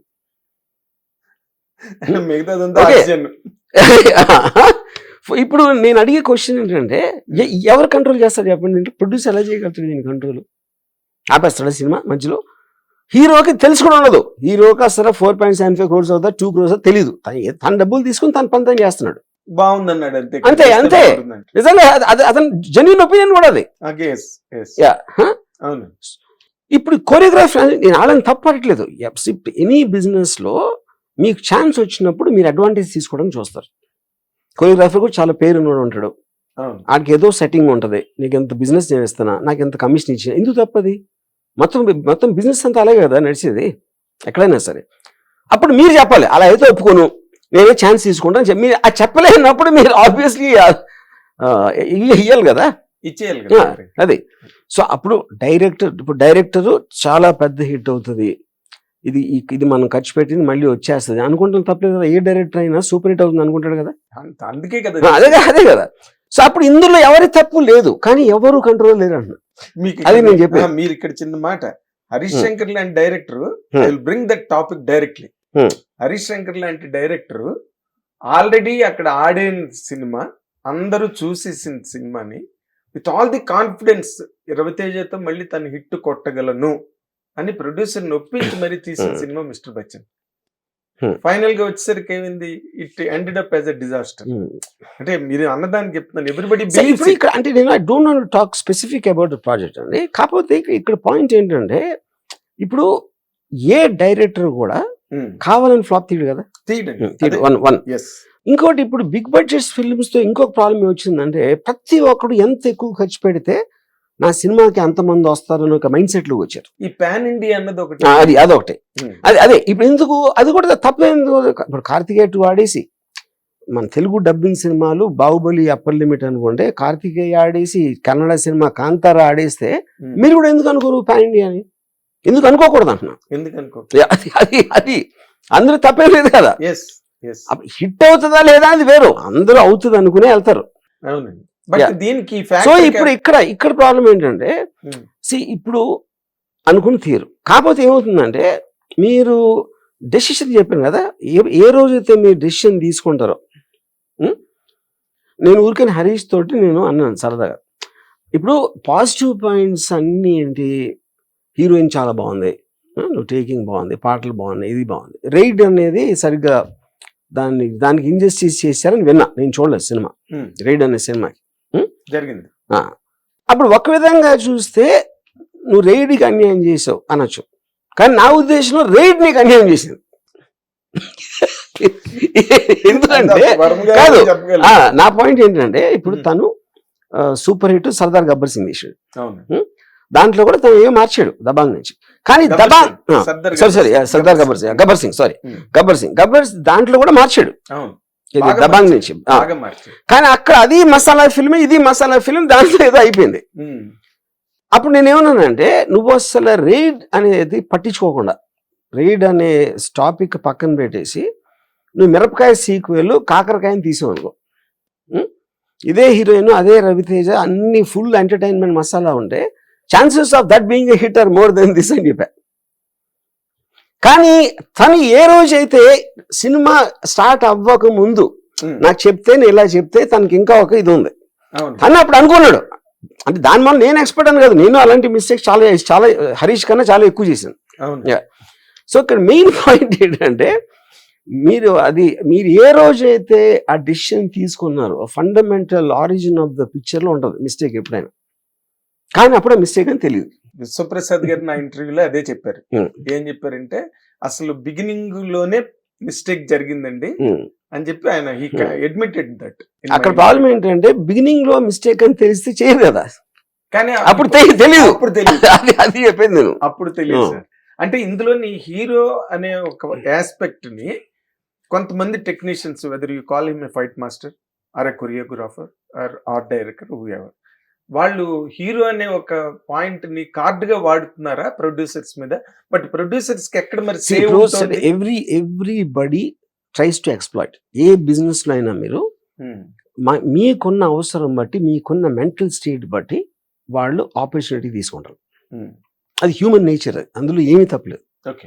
అప్పుడు మీకు బిజినెస్ తెలియదని మీరు అర్థం చేసుకోవాలి. బిజినెస్ తెలియకుండా ఎందుకు వస్తున్నారు మీరు? అప్పుడు ఏంటి, అప్పుడు దాన్ని ఏమంటారు, ఆపర్చునిటీ కాస్ట్ అంటారు. ఎందుకంటే అంటే డబ్బులు ఉన్నాయి. ఇప్పుడు ఒకటి దగ్గర 10 కోట్లు అనుకోండి, 10 కోట్లు సినిమా తీస్తే 10 కోట్లు పోతే ఆరిపోతాడు. ఆడి దగ్గర 100 కోట్లు ఉంటే ఇంకా 90 ఉన్నాయి కదా, పర్లేదు కదా. అప్పుడు అతని కెపాసిటీ బట్టి తీసుకుంటున్నాడు. మిస్టేక్ కాస్ట్ అది, మిస్టేక్ కాస్ట్ అది. Also called opportunity cost. ఇప్పుడు మీరు ఒక పెద్ద కెమెరామెన్ తీసుకొచ్చారు, పెద్ద కెమెరామెన్ మీరు కోట్లు ఇచ్చి తీసుకొస్తే వాడు పెద్ద కెమెరా నిరూపించుకోవడానికి ఆడు ఇంకా ఇన్ని లైట్లు కావాలి, అది కావాలి, ఇది కావాలి అన్ని చెప్తాడు. అది ఫారిన్ నుంచి ఏవో లైట్లు కావాలంటాడు, దానికి ఆ లైట్లు కావాలంటాడు, ఆ ఫలానా వెండర్ దగ్గరే కావాలంటాడు. ఆడు నా గ్రిప్కి ఎంత ఇవ్వాలి, ఆడికి అంత ఇవ్వాలి అన్ని చేస్తాడు. ప్రోరేటా పెడతాడు, ఇది పెడతాడు, అది పెడతాడు. అవన్నీ పెట్టకపోతే 10 కెమెరా అవుతున్నాడు. మీరు ఆడికి రెమ్యూనరేషన్ ఇచ్చాక ఆడొచ్చి మీ ఇష్టం వచ్చిన ఒక 2 డేట్లు ఉంది సార్ అంతా చేస్తానంటే మీకే ఈడేం కెమెరామెన్ అనుకుంటారు మీరు. ఆడ ఎంత ఎక్కువ ఖర్చు పెడితే అంత గొప్ప కెమెరామ్యాన్ అని మీకు ఫీలింగ్ వస్తుంది ఫస్ట్. కరెక్ట్. Yeah. అంటే ఈ ప్రొడ్యూసర్ దగ్గర ఉన్న ఈ వల్నరబిలిటీయే అసలు ప్రొడ్యూసర్ కాదు, పెద్ద సినిమాలో ప్రొడ్యూసర్ చాలా అసలు మినిమం సేవ్ ఉంటుంది. It is about the director and hero. కానీ ఏంటి, మీరంత ఖర్చు పెట్టమంటే అంత పెడతానని చెప్తాడు, అది అక్కడి నుంచి వస్తుంది. అది ప్రొడ్యూసర్ మీరు డబ్బులు ఖర్చు మీకు దాని దగ్గర గురించి కెపాసిటీ వాళ్ళకి ఉందా, అది పెద్ద సినిమాల్లో మోస్ట్ ఆఫ్ ద టైం వాళ్ళు అసోసియేషన్ కోసం చేస్తారు, వాళ్ళ పేరు కోసం. వాడికి బిజినెస్ క్యాలిక్యులేషన్ అనేది ఎవరు పక్కన వాళ్ళు ఎవరో చెప్పొచ్చు, లేకపోతే రాజమౌళి సినిమా అంతా ఆడింది కదా 2,000 కోట్లు అంటే మన 500 కూడా ఆడదా, 1000 కూడా ఆడదా అనుకుంటే బాగానే ఉంటుంది వినడానికి. దాని తర్వాత ఇప్పుడు వాటి దగ్గర డబ్బు ఉందా లేదా అనేది పాయింట్. అంటే ఇప్పుడు రాజమౌళి వల్ల ఇండస్ట్రీకి మంచి జరిగిందా చెడు జరిగిందా సార్? సరే, ఫస్ట్ ఆఫ్ ఆల్ ఇండస్ట్రీ అనేది ఉండదండి. ఇండస్ట్రీ అనేది మీడియా టర్మ్. అది ఓకే. అందరూ ఎవరెవరి కంపెనీలు ఎవరెవరి సినిమాలు ఆడలేయి, అందరూ కంబైన్డ్ ఇండస్ట్రీ కోసం ఎవరు చేయరు కదా, అవును. ఎవరు చేయరు. అవును. సో అక్కడ ఏమవుతుందంటే రాజమౌళి మొలానికి ఎక్స్ట్రాడినరీ బెనిఫిట్ ఏం జరిగింది, ఒకటి అఫ్ కోర్స్ తెలుగు సినిమాకి ఇంత లెవెల్ ఉండొచ్చు, బ్రహ్మాండంగా ఉంటే ఇంత బ్రహ్మాండంగా కలెక్షన్స్ వస్తాయనేది ఒకటి ప్రూవ్ చేసాడు, ఒక బెంచ్ మార్క్ అది. Yes. ఇప్పుడు ఇదేమైందంటే చాలా రివర్స్ ఎఫెక్ట్ లో ప్రొడ్యూసర్లు చాలా మంది నాశనం అయిపోయారు రాజమౌళి మళ్ళా. ఇంత డబ్బులు ఖర్చు పెట్టేసి 200-300 కోట్లు పెట్టి. అలాంటప్పుడు రాజమౌళిని ఒక విధంగా బ్లేమ్ చేయొచ్చు, రాజమౌళి డైరెక్ట్గా చేయకపోయినా బ్లేమ్ చేయొచ్చు. కానీ నేనేమంటానంటే రాజమౌళి ఒక ఎక్స్ట్రాడినరీ చారిటబుల్ థింగ్ చేశాడు దాని వల్ల. ఎందుకు చారిటబుల్ థింగ్ అంటే మన సినిమాలో ప్రొడ్యూసర్కి డబ్బులు పోయినాయి అంటాం, డబ్బులు ఎక్కడ పోయినాయి, ఎక్కడికి పోలా, వేరే వాళ్ళ జేబులోకి వెళ్ళి. అది టెక్నీషియన్స్ అవ్వచ్చు, యాక్టర్స్ అవ్వచ్చు, వర్కర్స్ అవ్వచ్చు, various things associated with ecosystem of the ఫిల్మ్స్లో వాళ్ళందరి జేబుల్లోకి ట్రాన్స్ఫర్ అయింది, పోయింది ఇది ఒక్కడికే. అప్పుడు ఏంటి, రాజమౌళి తనకు తెలియకుండానే చాలా మందికి ఎక్కువ డబ్బులు చిల్లర చేసాడు. అప్పుడు ఇండస్ట్రీ ఏం పోలా, ఇండస్ట్రీలో డబ్బులు ఎక్కడికి పోవు, ప్రొడ్యూసర్లు వస్తానే ఉంటారు. నేను 1990 నుంచి అంటున్నా, ఇన్ని ఫ్లాప్లు అయిపోతే ప్రొడ్యూసర్లు రారు, అప్పుడు ఇండస్ట్రీ ఉండదు, అదేమి జరగదు ఇప్పుడు. ఎందుకంటే as long as the market is there the production producers will be there. జనాలు టికెట్లు కొంటున్న వరకు ప్రొడ్యూసర్లు రాకుండా ఉండరు. అంటే అప్పుడేంటి కాదు, ఇప్పుడు చూడండి మీరు, ఇది అర్థమైతే లేదు నేను చెప్పేది. ఏ ప్రొడ్యూసర్ అయినా అది ఫెయిల్ అయ్యి డబ్బులు పోతే ఆ డబ్బులు వేరే వాళ్ళ జేబుల్లోకి వెళ్ళి, సో అది redistribution of wealth. It's very big thing in democracy, capitalism, సంపద పంపిణీ. సో అప్పుడు రాజమౌళి తనకు తెలియకుండా చారిటీ కూడా చేశాడు. అంటే బాగా డబ్బులు వాళ్ళందరి దగ్గర ఏముంటుందని అన్ని డబ్బులు కూడబెట్టుకుని ఉన్నోళ్ళని వాళ్ళతోటి వేరే వాళ్ళకి ఇప్పించాడు. దగ్గరుండి కదా, దూరంగా ఉండి. తర్వాత ఇప్పుడు రాజమౌళి గారి స్కూల్లో ఒక్కొక్క హీరోని తీసుకుంటే వాళ్ళు ఇయర్స్ టుగెదర్ బ్లాక్ అవుతున్నారు sir. That is the biggest complaint on him prevailing in the film industry. ఎవరి అసలు సినిమా అనేది రాజమౌళి డెసిషన్, ఎవరైతే హీరో చేస్తారో తన డెసిషన్. వీళ్ళందరూ ఎవరు? ఇప్పుడు Rajamouli is not obligated to them. They are not. The hero is not obligated to them. Yes. Who the hell are they to complain? And their intention is to maybe create 10 times bigger than Bahubali. Bahubali is చేసిన service ఎవరు దాన్ని కాదన్నారు కదా, దానికి is going to take another leap. Indisputable fact. Another leap తీసుకుంటాడు. ఆ leap కోసం తన హీరో తన టైము తన ఎఫర్ట్ అంతా ఇస్తున్నాడు రాజమౌళి మీద నమ్మకంతో. ఇంక వేరే వాళ్ళకి ఎందుకు నొప్పి? చాలా చోట్ల ఇది ఒక డిస్కషన్ అండి. కొన్ని ఆఫీసుల్లో హీరోలు దొరకకుండా చేస్తాడు, పట్టుకున్నాడంటే 3-4 ఏళ్ళు వదలదు. వీళ్ళందరూ పనిలేను సార్. అంటే వాళ్ళకి రాజమౌళి వాళ్ళ గురించి మాట్లాడే అంత సెన్స్ ఉంటుందని నేను అనుకోవట్లేదు. అంటే ఇప్పుడు మీరు చెప్పిన ఇందాక ఆ ప్యారలెన్స్ లో కనుక ఆలోచిస్తే, ఇప్పుడు ఇంకొక న్యూ ట్రెండ్ ఏంటంటే ఈ మైథాలజీ క్యారెక్టర్స్ ని, ఇప్పుడు మన కల్కి ప్రూవ్ చేసింది, మైథాలజీ క్యారెక్టర్స్ ని తీసుకొచ్చి సోషలైజ్ చేసి వాటిని ఫ్యాంటసీగా చేసే ఒక కొత్త ట్రెండ్ ఒకటి క్రియేట్ అయింది సార్. దాన్ని మీరు ఎట్లా చూస్తారు సార్? అంటే అది ఇంకా డైరెక్టర్స్ ఇంటర్ప్రిటేషన్. ఇప్పుడు ఒక పర్టికులర్ డైరెక్టర్ ఇలా తీయాలనుకున్నాడు, అప్పుడు అది ఇంకా proof of the pudding is in the eating లాగా అది తయారైందంటే చాలా మంది నమ్మారు. యాక్టర్స్ అవ్వచ్చు, డైరెక్టర్ అవ్వచ్చు, ప్రొడ్యూసర్ అవ్వచ్చు, all of them got together. Audience కూడా ప్రూవ్ అయింది ఫైనల్ గా. అవునండి, చూసారా మీరు కల్కి? నేను చూసాను. How did you feel sir? So నాకు సెన్సిబిలిటీలో I personally don't like Prabhas doing comedy. నాకు పర్సనల్ గా okay, I want to seem like ఒక ఇంటెన్స్ హీరో అలాగా అది. But I think the vision of the director in terms of అంటే very idea of అశ్వత్థామన్ అక్కడి నుంచి అది తీసుకుని ఆ విజువల్ స్ప్లెండర్ అనేది ఎక్స్ట్రాడినరీ. Okay okay sir. ఇప్పుడు మీరు అంటే కాశ్మీర్ టు కన్యాకుమారి అన్నట్టుగా మీ ట్రావెల్ అంతా from a very long time ఇది ఉన్నది. దీంట్లో ఇప్పుడు యాజ్ ఇట్ ఈస్ గా ఈ కేరళ స్టేట్ ని ఈ హ్యామ కమిటీ అని లైంగిక వేధింపులు ఆడవాళ్ళ మీద అనేది చాలా it is rocking Kerala industry and it is touching the other frontiers of the other states also. Rajinikanth మీద కూడా ఏం మాట్లాడారు ఆయన మీద వచ్చి మీరు వాట్ ఈస్ యువర్ ఇప్పుడు ఫస్ట్ ఆఫ్ ఆల్ ఇది కొత్త విషయం కాదు. It is been happening since 2010-11 Harvey Weinstein the first me too moment make out అయినప్పుడు. And I think it's a lot of noise, nothing will come out of that. ఎందుకంటే దాని కారణం అది చాలా 1-to-1 person జరుగుతుంది. ఇది ఈ ఆస్పెక్ట్ ఇప్పుడు ఒక కొత్తగా వచ్చిన యాక్ట్రెస్ని ఎక్స్ప్లాయిట్ చేయాలంటే ఎవరు చేశారు, ఎలా చేశారు, అసలు ఏమి జరిగింది వాళ్ళిద్దరి మధ్యన అనే డీటెయిల్ లేకుండా మీరు మోకమ్మడిగా మాలీవుడ్ ఇండస్ట్రీ చేస్తుంది అనేది I think it's a very very despicable thing to do that. అదొకటి. రెండోది, మీరు సొల్యూషన్ అడగకుండా ఇలా చేసాడు, నువ్వు వచ్చి మాట్లాడావు. ఇప్పుడు అక్కడ ఏమైంది, ఆ అమ్మాయి పేరేంటి, తనుశ్రీ దత్త నానా పాటేకర్ మీద ఎలిగేషన్ చేసింది. నానా పాటేకర్ని వెలివేశారు బాలీవుడ్లో. 2 years అయ్యాక పోలీసులు క్లీన్ చిట్ ఇచ్చారు. 2 years అయ్యాక మళ్ళీ నానా పాటేకర్ బ్యాక్. అప్పుడు ఏం జరిగినట్టు, అది అతను మేనేజ్ చేశాడా, ఈ అమ్మాయి చేయలేదా, ఊరికనే అందా, ఎవరికైనా తెలుస్తుంది ఎప్పటికైనా, ఎలా తెలుస్తుంది? ఇప్పటికీ అమ్మాయి నాకు అన్యాయం చేశారంటున్నారు, పోలీసులు ఏమో కాదంటున్నారు. ఇవి ఎవరిని నమ్ముతారు? అప్పుడు ఏంటది ఇండివిజువల్ కేసు అయిపోయింది. ఇండివిజువల్ కేసులో ఏ అమ్మాయినా ఎవరి మీద ఎప్పుడైనా పెట్టచ్చు. దాని కమిటీ ఉంది, ఇండస్ట్రీ ఉంది దాంట్లో. ఇప్పుడు ఒక అమ్మాయి మీద అలాంటి అత్యాచారం జరిగితే ఇండస్ట్రీ చేసినట్టు కాదు కదా, ఆ పర్టికులర్ వ్యక్తి చేసాడు. ఆ వ్యక్తి మీద మీరు అప్పుడు ఎప్పుడైనా తీసుకోవచ్చు ఆ కేసు. పోలీసులకు ఎప్పుడైనా వెళ్ళొచ్చు కదా, మీరు ఎవరో కమిటీ వచ్చి చెప్పి అదేం లేదు కదా. సో అక్కడ అది I feel it cannot happen. ఎందుకంటే ఇప్పుడు ఎక్స్ప్లాయిటేషన్ అనేది హ్యూమన్ నేచర్. ఒక డబ్బు ఉన్నోడు లేకపోతే మీకు నా దగ్గర అవసరం ఉంది అని కూడా నేను ఎంతో కొంత దాని అడ్వాంటేజ్ తీసుకోవడానికి ట్రై చేస్తాను. అది డబ్బు అవ్వచ్చు, మనకు కావాల్సింది. అందులో భాగంగా ఒక అమ్మాయి వల్నరబుల్ స్టేట్లో ఉంది, ఇలా చేయకపోతే నేను చంపేస్తానని ఎవరు చెప్పరు. That is not how it happens. కాకపోతే ఆ అమ్మాయిని మ్యానిపులేట్ చేసి ఒక విధంగా ఆలోచించడానికి ట్రై చేయడానికి ఉంటారు గ్యారంటీగా, అందులో డౌటే లేదు.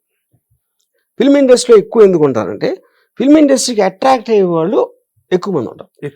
ఒక అందమైన అమ్మాయి ఆ పక్క వాళ్ళు ఎవరో చెప్తారు నువ్వైతే స్టార్ అయిపోతావు అని చెప్పి, ఆ అమ్మాయికి తనకున్న ఆ డిజైర్తో వచ్చినప్పుడు ఆ స్టేట్ ఆఫ్ మైండ్ని ఎక్స్ప్లాయిట్ చేయడానికి ఉంటారు గ్యారంటీగా అవకాశం. అప్పుడేంటి, మీరు ఓకే సొల్యూషన్ ఏంటంటే ఆ అమ్మాయిని ఎడ్యుకేట్ చేయగలగాలి.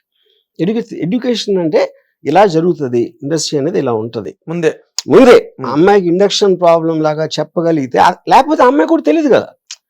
అప్పుడు అమ్మాయి ఒక అమాయకురాలు ఉంటుంది, ఎక్కడి నుంచో వస్తుంది, ఎవరో ప్రొడ్యూసర్ అట్లా ఇలా అంటాడు, ఇండస్ట్రీ అంటే ఇదే అంటారు. ఈ అమ్మాయికి ఇన్ఫర్మేషన్ సోర్స్ లేదు కాబట్టి షీ మై టేక్ ఇట్. కొంతమంది కొంచెం తెలివైన వాళ్ళు ఉంటే ఆడు కొంచెం రీసెర్చ్ చేసి గూగుల్ చేసి రకరకాలు ఇవన్నీ చూసి దాన్ని బట్టి కొంతమంది ఉండకపోవచ్చు, లేకపోతే వాళ్ళ కోరిక తీవ్రత అనేది దాన్ని ఓవర్కమ్ చేసేసి వాళ్ళు ట్రాప్ అవ్వచ్చు. కానీ అవన్నీ కూడా 1-to-1 జరుగుతాయి. ఒక మాఫియా ఉంటుంది, అదంతా తప్పు. కానీ ఒకటి చెప్పొచ్చు, నువ్వు కాదంటే నా వెనకాల ఇంత మాఫియా ఉంది అని ఆడు చెప్పొచ్చు, బ్రాగింగ్. అది కానీ మాఫియా నిజంగా ఉండటం అనేది జరగదు. ఈ విషయంలో మాఫియా అంటే గ్రూప్ ఆఫ్ పీపుల్ మనందరం కలిసి స్టేట్ లో ఉన్న అమ్మాయిలందరినీ ఇలా చేద్దామని ఎవ్వడం కూడా సో ఐ ఫీల్స్ హైలీ ఎక్సాజరేటెడ్.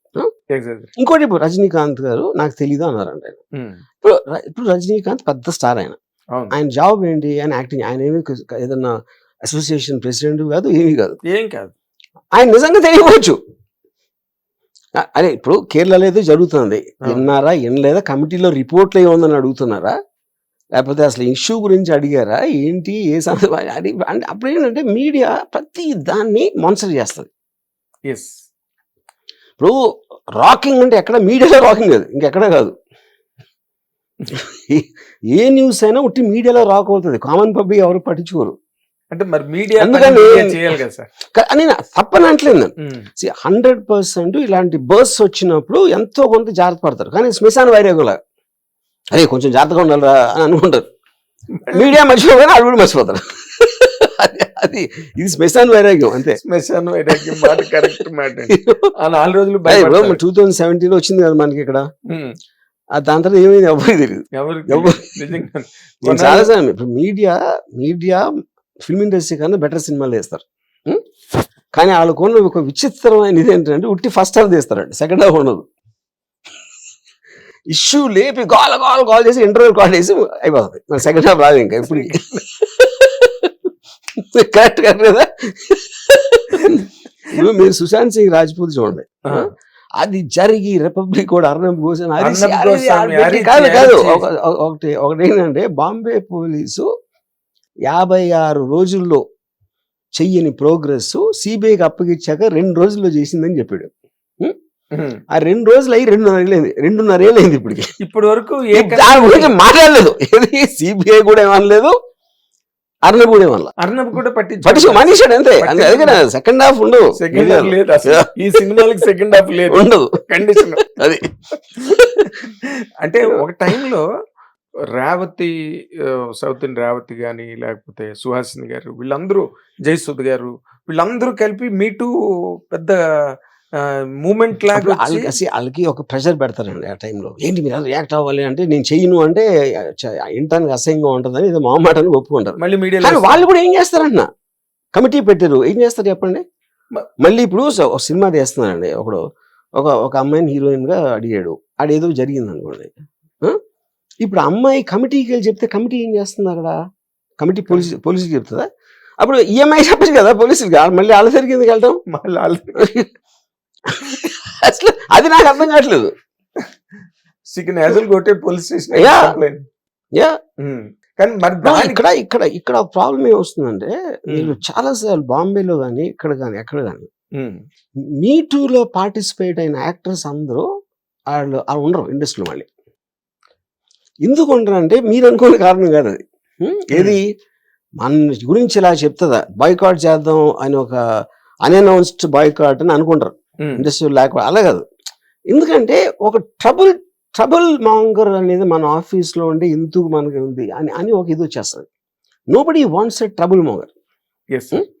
ఇంకోటి ఏంటంటే ఎలిగేషన్కి ఇవాళ అసలు మీనింగ్ లేదు. ఇప్పుడు ఫర్ ఎగ్జాంపుల్ రాజతరుణ్ లావణ్య ఉందనుకోండి, ఇప్పుడు లావణ్య లాంటి భార్య ఉంటే ఏ మగవాడైనా నా దృష్టిని చచ్చిపోతాడు ముందు. అసలు మిగతా అన్ని పక్కన పెట్టండి, మీరు ఎన్ని ఏళ్ళు ఉన్నారంటే ఇప్పుడు అమ్మాయి అనే మాటలు అది ఇది.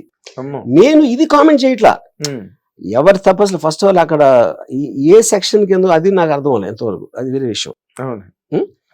సో అప్పుడు ఏంటి, మీరు మీడియా చెప్పింది మళ్ళీ మీడియా మనసు మార్చుకుంటారు. ముందేమో లావణ్యాన్ని పొగిడారు, అన్యాయం అన్నారు, విక్టిమ్ అన్నారు, మళ్ళీ వాళ్ళలో చాలా మంది లేదు ఇది అన్నారు. అప్పుడు నిజం అనేది ఎప్పుడు ఎట్లా తెలుస్తుంది మీకు? నిజం అనేది ఎప్పుడు తెలియదు ఎవరికి. 100% ఇప్పుడు మేము చెప్పేది ట్రూత్ ఈస్ డెడ్. ట్రూత్ అనేది మీనింగ్లెస్ వర్డ్ ఇప్పుడు, ఎందుకంటే ఎవరు నమ్మేది అని నమ్ముతున్నాడు. మీరు కోర్టు చెప్పినా కోర్టు మేనేజ్ చేస్తారంటారు, ఇంకా అలాంటప్పుడు ఇంకా ట్రూత్ ఇంకా తర్వాత గవర్నమెంట్ చేస్తున్నాయి, పార్టీలు చేస్తున్నాయి, పొలిటికల్ పార్టీస్. మాకు ఫర్గా జడ్జ్మెంట్ వస్తే మేము న్యాయం గెలిచిందంటారు, వాళ్ళకి ఫర్గా వస్తే కోర్టు మేనేజ్ చేశారంటారు, ప్రతి ఒక్కళ్ళు వితౌట్ ఎక్సెప్షన్. అప్పుడు ఈ అమ్మాయి ఇలా చేసింది అంటారు, ఆడేమో నేను చేయలేదు అంటాడు. మీకు నాకు ఎట్లా తెలుస్తుంది ట్రూత్? ఎలాగ పాసిబుల్ అది? అప్పుడు ఏమో ఇప్పుడు ఈ మధ్యన నాకు ఒక ఇన్సిడెంట్, ఒక ప్రొడక్షన్ హౌస్లో ఇద్దరు అసిస్టెంట్ డైరెక్టర్, ఒక అమ్మాయి అసిస్టెంట్ డైరెక్టర్, ఒక అబ్బాయి, వాళ్ళిద్దరు ఏదో జరిగింది. జరిగితే ఈ అమ్మాయి ప్రొడ్యూసర్కి మెసేజ్ పెట్టింది. మెసేజ్ పెట్టి ఇలాగా నన్ను ఇలా చేస్తున్నాడు ఆడు అది ఇది అని. ఈడ ఆడికి ఫోన్ చేసి అడిగాడు, సార్ ఇప్పుడే ఉన్నాను సార్, మీ స్క్రీన్ షాట్స్ పంపిస్తాను అని చెప్పి ఆడేవో స్క్రీన్ షాట్స్ పంపించాడు, స్క్రీన్ షాట్స్. ఈ లోపల డైరెక్టర్ ఏమో ఆ మగ డైరెక్టర్ని తీసాడు పనిలోంచి దీని వల్లనే. ఈ ప్రొడ్యూసర్ స్క్రీన్ షాట్స్ చూస్తే చాలా క్లియర్ గా ఈ అమ్మాయి ఇన్స్టిగేట్ చేసింది అన్నట్టు అర్థమవుతుంది దాంట్లో స్క్రీన్ షాట్స్ లో. అప్పుడు ఇతను డైరెక్టర్ ఫోన్ చేసి ఏంటంటే అన్యాయంగా ఆండి తీశారు, క్లియర్ గా తెలుస్తుంది ఈ అమ్మాయిది తప్పు అని అంటే, సార్ తప్పే అవడదు మనకి ఎందుకు సార్, అది అమ్మాయి ఇది అబ్బాయి. ఇప్పుడు రేపు పొద్దున్న ఈ మళ్ళీ మనకు అన్ని ఇచ్చాడా, కొన్ని స్క్రీన్ షాట్స్ దాచాడా, మళ్ళీ అమ్మాయి తీయచ్చు తర్వాత అవి బయటికి ఏదో వాయిస్ నోట్లో ఉండొచ్చు. ఇవన్నీ మనకి తెలియనప్పుడు మన ఇమీడియట్ సొల్యూషన్ మన సినిమా తీయాలి. వీళ్ళిద్దరు ప్రాబ్లం తీర్చడానికి మనం ఎందుకు, అమ్మాయి రిలేషన్ చేసింది తీసేద్దాం ఫస్ట్, మళ్ళీ మన షూటింగ్ సాఫీగా జరిగి, అది చాలా కరెక్ట్, చాలా కరెక్ట్. ప్రాక్టికల్ సొల్యూషన్ అది, ప్రాక్టికల్ సొల్యూషన్. ఎందుకు అప్పుడు సరిగ్గా ప్రొడ్యూసర్ అంటే నువ్వు వేరే సినిమా చేసుకో అది ఇది చెప్పి ఏదో కాంపెన్సేట్ చేసి అన్యాయానికి ఇన్నేం వద్దు. ఎందుకంటే ఇక్కడ ఎవ్వడికి ఆ పవర్ లేదు, న్యాయం చేయడానికి అనే పవర్ అనేది లేదు ఇంకా వరల్డ్ ప్రపంచంలో లేదు. సార్ ఇప్పుడు మీ పర్సెప్షన్ లో ఇప్పుడు మీరు ఇప్పుడు ఆ కుర్రాన్ని తీసేశారు, అది అమ్మాయి ఏదో మొత్తం అమ్మాయి ఏం చేసిందో మనకు తెలియదు కానీ, బట్ ఆ అబ్బాయిని అయితే తీశారు, దట్ బాయ్ వాజ్ రిమూవ్డ్. ఇప్పుడు ఆడపిల్లలు వల్నరబుల్లా మగాళ్ళు వల్నరబుల్లా sir? I honestly think both of them. ఎందుకు బోత్ ఆఫ్ దెమ్ అంటున్నానంటే, ఇప్పుడు మీకు సొసైటీలో ఎప్పుడు లాస్ కానీ ఏదైనా సరే ఒక వీకర్ సెక్షన్కి ప్రొటెక్ట్ చేయడానికి ఎక్కువ ఉంటాయి. అది సపోజ్ మీకు కాస్ట్ వైజ్గా ఒక ఎస్సీలని వాళ్ళని ప్రొటెక్ట్ చేయడానికి వాళ్ళకి ఫర్గా కొన్ని ఉంటాయి, వీకర్ సెక్స్ అమ్మాయిలు కాబట్టి వాళ్ళకు ఉంటాయి, అమ్మాయిలకి అమ్మాయిలు అవసరం. అది ఎందుకంటే మగవాళ్ళు చేశారు, ఏం చేశారు, ఇప్పుడు ఫస్ట్ మీకు 498 యాక్ట్ వచ్చినప్పుడు రాజస్థాన్ ఎంపీ అలాంటి చోట విపరీతంగా హరాస్మెంట్ డెత్స్ అయినాయి అమ్మాయిలు. అప్పుడు కోర్ట్ ఏం ఫీల్ అయిందంటే అది 4 గోడల మధ్య జరుగుతుంది సెక్షువల్ అసాల్ట్ లేకపోతే సెక్షువల్ అబ్యూజ్ అనేది, దానికి విట్నెస్ ఉండడానికి ఛాన్స్ లేదు. అలాంటప్పుడు అమ్మాయి చెప్తే you have to take it as evidence అన్నట్టు, take it as a FIR registration. ఇమ్మీడియట్గా అత్తమామల్ని అందరినీ అరెస్ట్ చేయాలని పెట్టారు, ఇది కంప్లైంట్ బేసిస్ మీద 498 సెక్షన్ అది. అప్పుడు ఏమవుతుంది, ఎందుకు అలాంటప్పుడు అమ్మాయికి తెలుసు కాబట్టి ఆ పవర్ తన చేతిలో ఉంది అని గబుక్కుని ఏదైనా నేను చేస్తా లోపల అని కావచ్చు.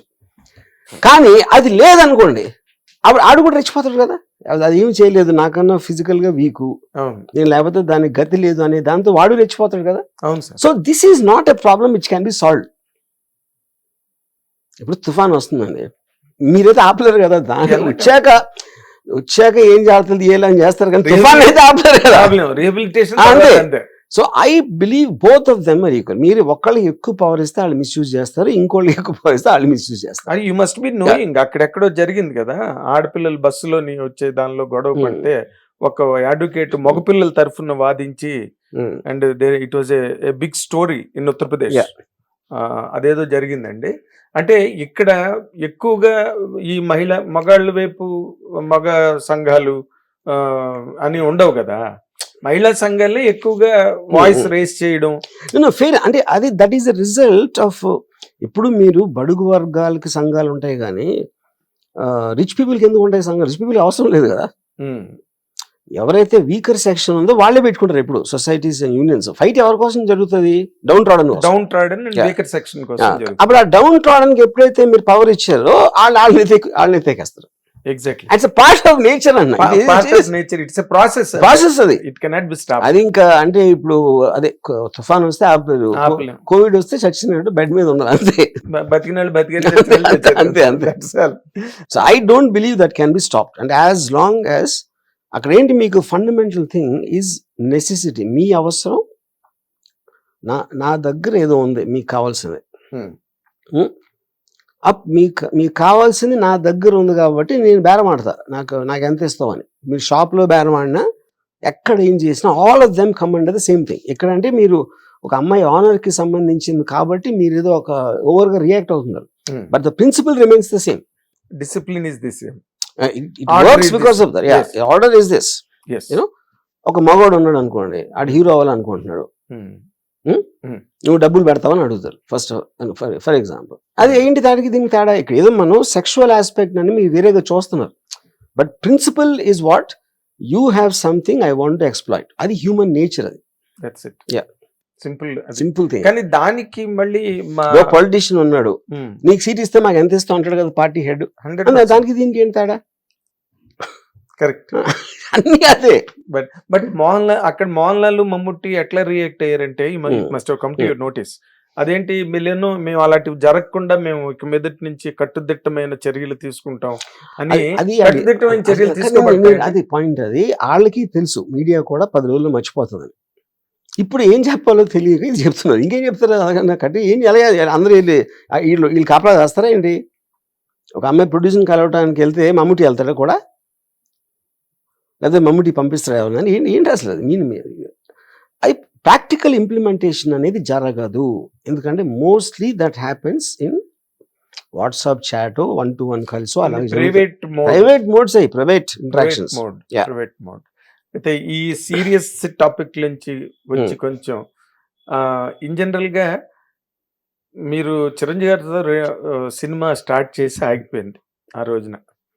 తర్వాత మళ్ళీ మీరు ఎప్పుడు did you ever try about it అండి for it to happen again? అది దానికి రీజన్ ఏంటంటే, ఫస్ట్ ఆఫ్ ఆల్ నేను హీరోల ఇమేజ్ ఉన్న వాళ్ళతో ఎప్పుడు నేను సినిమా తెలియదు. ఇప్పుడు నాగార్జునతో కూడా, Nagarjuna is not like an action hero, అటు రియలిస్టిక్ ఫిల్మ్ అది. ఆ ఫిల్మ్ జానర్, శివ లాంటి జానర్ తో ఆ టైంలో ఎవరు సినిమా తీసేవారు. Like I said, Sridevi was my main attraction. Amitabh Bachchan is always the realistic hero. ఇది జంజీర్ అప్పటి నుంచి నాకు అది ఉండేది. అవునండి, జంజీర్. ఒక చిరంజీవి గారు వెరీ బిగ్ స్టార్, ఆయన కొన్ని ఇమేజ్, ఆయన ఫ్యాన్స్ ఎక్స్పెక్టేషన్స్, ఆయన డాన్స్లు, లేకపోతే ఆయన కామెడీ టైమింగ్, యాక్షన్, ఇది ఆ kind of a range of films నేను నా లైఫ్ లో తీయలేదు. ఎందుకు తీయలేదు? నాకు తీయటం చేత కాదు, అది నాకు న్యాచురల్ ఇది కదా, తీయటం చేత కాదు. నేను తీయను అంటలా, తీయలేను. నేను తీస్తే చాలా పెద్ద ఫ్లాప్ అవుతుంది, ఎందుకంటే కన్విక్షన్తో తీయను కాబట్టి. అలాంటప్పుడు ఇమేజ్ ఉన్న హీరోస్ జోలికి వెళ్ళను అసలు నేను ఎప్పుడు. అదేలేండి, కన్విక్షన్ అన్న మాట పక్కన పెడితే, you have your own science of making a film or drawing the content on screen. కానీ దట్ ఈస్ ఫైన్, బట్ అదే ఇప్పుడు చిరంజీవి గారు సినిమా తీయటం వేరు, చిరంజీవి గారి నుంచి ఏం ఆశిస్తున్నారు జనం అన్నది వేరు. They two different films, they are not the same films. అప్పుడు ఏంటి, designing it for a star, a film is different from making a film. అవును, absolutely true. Then I make films because I can't make that, even if I want to I can't. ఎందుకంటే natural గా నేను cinema చూడండి అసలు ఆ films. అంటే in general గా మీ సినిమాలు నేను బాగా ఫాలో అయిన వాడినిగా, శివ దగ్గర నుంచి క్షణక్షణం కానీ ఇంకోటి కానీ, ఆ టైంలో కానీ ఏ టైంలో ఉన్నా ఎవరికైనా చిరంజీవి గారితో చేయడం అన్నది ఒక ఫైనల్ గోల్ లాగా, ఒక డైరెక్టర్ కైనా, మ్యూజిక్ డైరెక్టర్ కైనా, హీరోయిన్ కైనా, ఎవరికి. నాకు అది అమితాబ్ బచ్చన్ గారి మీద ఉండేది. నాకు అమితాబ్ బచ్చన్, నేను శ్రీదేవి తప్పిస్తే ఏ యాక్టర్ని తనతో చేయాలని నేను ఎప్పుడు ఎవరి గురించి అనుకోలేదు. ఎందుకంటే నేను టీన్స్ లో వాళ్ళ సినిమాలు దానికోసం చూసేవాడిని. అయితే ఇప్పుడు మీరు మొన్న కల్కిలో అశ్వత్థామ క్యారెక్టర్ చేశారు కదా ఆయన, బచ్చన్ గారు, ఎలా అనిపించింది సార్ మీకు? ఫ్యాంటాస్టిక్. అవునా, మీరు మాట్లాడారా అమితాబ్ గారు? ఓకే, అండ్ డెన్ కూడా వచ్చారు ఆయన. మన డెన్ వచ్చారా? Oh great sir, really great. Okay, తర్వాత అంటే ఇప్పుడు మీరు on a very lighter note sir, lighter note, you always live alone. You're a lonely person to the best of my observation. Okay, 10 మంది మీ దగ్గర పని చేయొచ్చు, లేకపోతే 10 మందితో మీరు కలిపి మూవ్ అవ్వచ్చు, నాలాంటి మీడియా పీపుల్ తో మూవ్ అవ్వచ్చు, ఇవన్నీ జనరల్ కావచ్చు. But as far as the so called content life is called, I feel మీరు ఒంటరి మనిషి అని ఫీల్ అవుతాను నేను. I don't know, ఒంటరి miss is interaction with people, interaction with thoughts is different. ఒంటరి మనిషి అంటే ఫ్యామిలీతో ఉండాలి, లేకపోతే నా వాళ్ళతో ఉండాలి అని ఉండదు. నాకు ఎవరు నా వాళ్ళు లేరు, ఫ్యామిలీ లేదు, ఏమీ లేదు. అదేనండి, really very difficult. I believe that your happiness is directly related with absence of 3 things in your life. One is God, second is family, and third is social acceptance. సమాజాన్ని, దేవుణ్ణి, ఫ్యామిలీని పట్టించుకోకపోతే మీకన్నా హ్యాపీ అనేవాడు ఎవరు ఉన్నారు లైఫ్ లో. అది నేను తెలుసుకున్నారా? మీరు నమ్మారా సార్? నమ్మటం అనేది ఎవరు చెప్పరు కదా. అది అవును. ఎక్స్పీరియన్స్ నుంచి, నేను చదివిన పుస్తకాల నుంచి, నేను ఆలోచించిన దాని గురించి, నేను కలిసిన మనుషుల్లో థాట్స్ ఎక్స్చేంజ్ లో ఒక పీరియడ్ ఆఫ్ టైంలో డెవలప్ అవుతుంది. దేవుడు అన్న దాన్ని పక్కన పెట్టేయండి, లేకపోతే యాక్సెప్టెన్స్ ని కూడా పక్కన పెడదాం ఫర్ బొచ్చు ఎవడైనా ఒప్పుకుంటేనంటే ఒప్పుకోపోతే ఎంత. దేవుని కూడా పక్కన పెడదాం. It's all perception, somebody's faith and trust పక్కన. బట్ ఫ్యామిలీ లైఫ్ అన్నది అరిస్టాటిల్ చెప్పినట్టు man is a social animal అన్నాడు. అండ్ అక్కడి నుంచే ఫ్యామిలీస్ అన్నవి డిరైవ్ అయ్యాయి. Family system is a very strong platform for the society. First of all, man is a social animal అంటే which is obvious, but I don't think it is said in the context of a family. It is actual meant as social, you know. ఇప్పుడు family అనేది బేసిక్గా నాకు చాలా మంది people అంటే విపరీతంగా ఇష్టం. ఎందుకంటే వాళ్ళ ఇంటెలిజెన్స్ అవ్వచ్చు, వాళ్ళ కెపాసిటీ అవ్వచ్చు, వాళ్ళ సెన్సిటివిటీ అవ్వచ్చు, వాళ్ళ బ్యూటీ అవ్వచ్చు, యూనో, వేరే వేరే ఫ్యాక్టర్స్ తోటి విపరీతంగా నేను వాళ్ళు ప్రేమిస్తాను, యూనో. బట్ నా ఫ్యామిలీ కనుక ప్రేమించను, I will look at the merit of each individual and nothing related to my blood. Yes, I understand.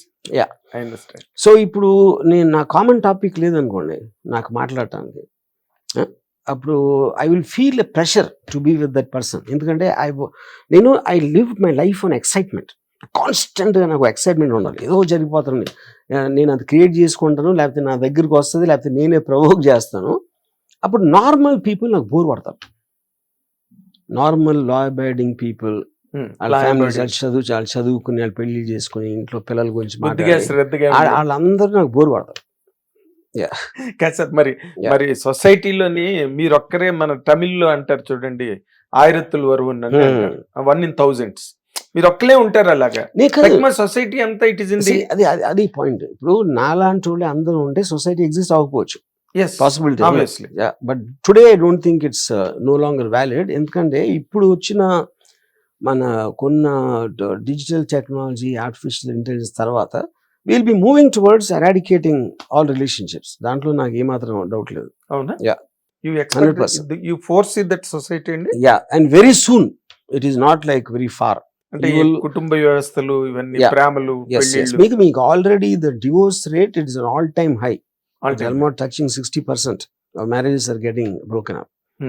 పిల్లలు కావటం అనేది చాలా దేశాల్లో చాలా తగ్గిపోతుంది, you know. So the selfishness and self preservation అనేది మీకు మెయిన్ అయిపోయినప్పుడు you will not want bondages, you will not want unnecessary ఏమంటారు దాన్ని, వెయిట్స్, బర్డన్స్ మీ ఫేస్ మీద పెట్టుకోకుండా సెల్ఫిష్నెస్ ఎంత పెరుగుతూ ఉంటే అంత తొందరగా మీకు బాండింగ్ తగ్గిపోతూ ఉంటుంది. ఓకే, ఇప్పుడు నార్మల్ గా మీరు అన్న మాటలోంచే తీసుకుంటాను సార్ మాట. ఫ్యామిలీ లైఫ్ లో ఉన్న వాళ్ళు పిల్లలతో బాగా ఎంజాయ్ చేయడం, వాళ్ళ సక్సెస్ చూడడం, మన ఇండస్ట్రీలోనే ఎక్కడ బయట వరకు వెళ్ళిపోకల్లా, పిల్లలు బయటకు వచ్చి పెద్ద సక్సెస్ లోకి వెళ్ళి పెద్ద రేంజ్లకి వెళ్ళిపోయి, that's a different, A kind of enchantment and bliss, delight, what ever Joy. Fair enough. ఇప్పుడు నేను ఏదైనా కూడా జనరలైజ్ చేయను. I'm only talking about the trends of majority of the people. Okay, వాళ్ళు చెప్పలేకపోవచ్చు, చెప్పకపోవచ్చు ఒక్కొక్కసారి. బట్ మీకు ఇవాళ మీరు ఒకసారి పొద్దున్న ఏమున్నాయి నా ప్రాబ్లమ్స్ మీరు ఒకసారి ఆలోచించుకోండి, 100% 90% మీ ఫ్యామిలీతో రిలేటెడ్ ఉంటాయి. దాంట్లో నాకు డౌట్ లేదు. కాదు వాట్ ఎవర్ దట్ ఈస్. మీ కొడుకు సరిగ్గా చదవట్లేదు అని జస్ట్ జనరల్గా చెప్తున్నా. లేకపోతే మీ అమ్మాయి ఎవరినో ప్రేమించింది, లేదు, లేకపోతే ఇక్కడ ఏదో జరిగింది, మీ మేనమామ ఎవరు మీకు నమ్మించి మోసం చేసాడు, మీరు ఎందుకు నమ్మారు, మేనమామ కనుక నమ్మారు. ఇలాంటివన్నీ ఎక్కడో ఒకటి చోట మీకు దగ్గరలో ఉంటారు వాళ్ళు. అది నేను చెప్పేది. ఇప్పుడు నాకున్న ఒక బేసిక్ థియరీ ఏంటంటే, పిల్లలు మొత్తం సమాజంలో ఉన్న ప్రాబ్లమ్స్ అన్నిటికీ కారణం పిల్లలు. ఎందుకు పిల్లలు అంటే, మీకు స్వార్థం ఎక్కడి నుంచి వస్తుంది? నా పిల్లలు, యూనో, నా ఫ్యామిలీ, నా పిల్లలు. మీ పిల్లల కోసం మీరు కష్టపడతారు, వాళ్ళని సెటిల్ చేయాలి, వాళ్ళకి ఏదో డబ్బులు వేయాలి, వాళ్ళకి ఏదో ఇల్లు కట్టి పెట్టాలి, ఇది అది అని కంటిన్యూస్గా you're wanting money is more for them. Okay, entire corruption is actually coming from there. ఇప్పుడు మనం ఫలానా ముఖ్యమంత్రి 1,00,000 కోట్లు ఉన్నాయి, అడుగు 2 లక్షల కోట్లు ఉన్నాయి, నరేంద్ర మోడీ ఎప్పుడు చెప్పారు? ఎవరు కరప్షన్ ఎప్పుడు ఎవరు చెప్పాలి? ఆయన ఏం చేసుకుంటాడు, ఆయన పిల్లలు లేరు, పెళ్ళి అందుకని nobody believes that is correct. is correct. Yeah, and by default that is the point, so ఇప్పుడు ఏంటి, ఇప్పుడు సపోజ్ పిల్లలు పుట్టగానే Hmm.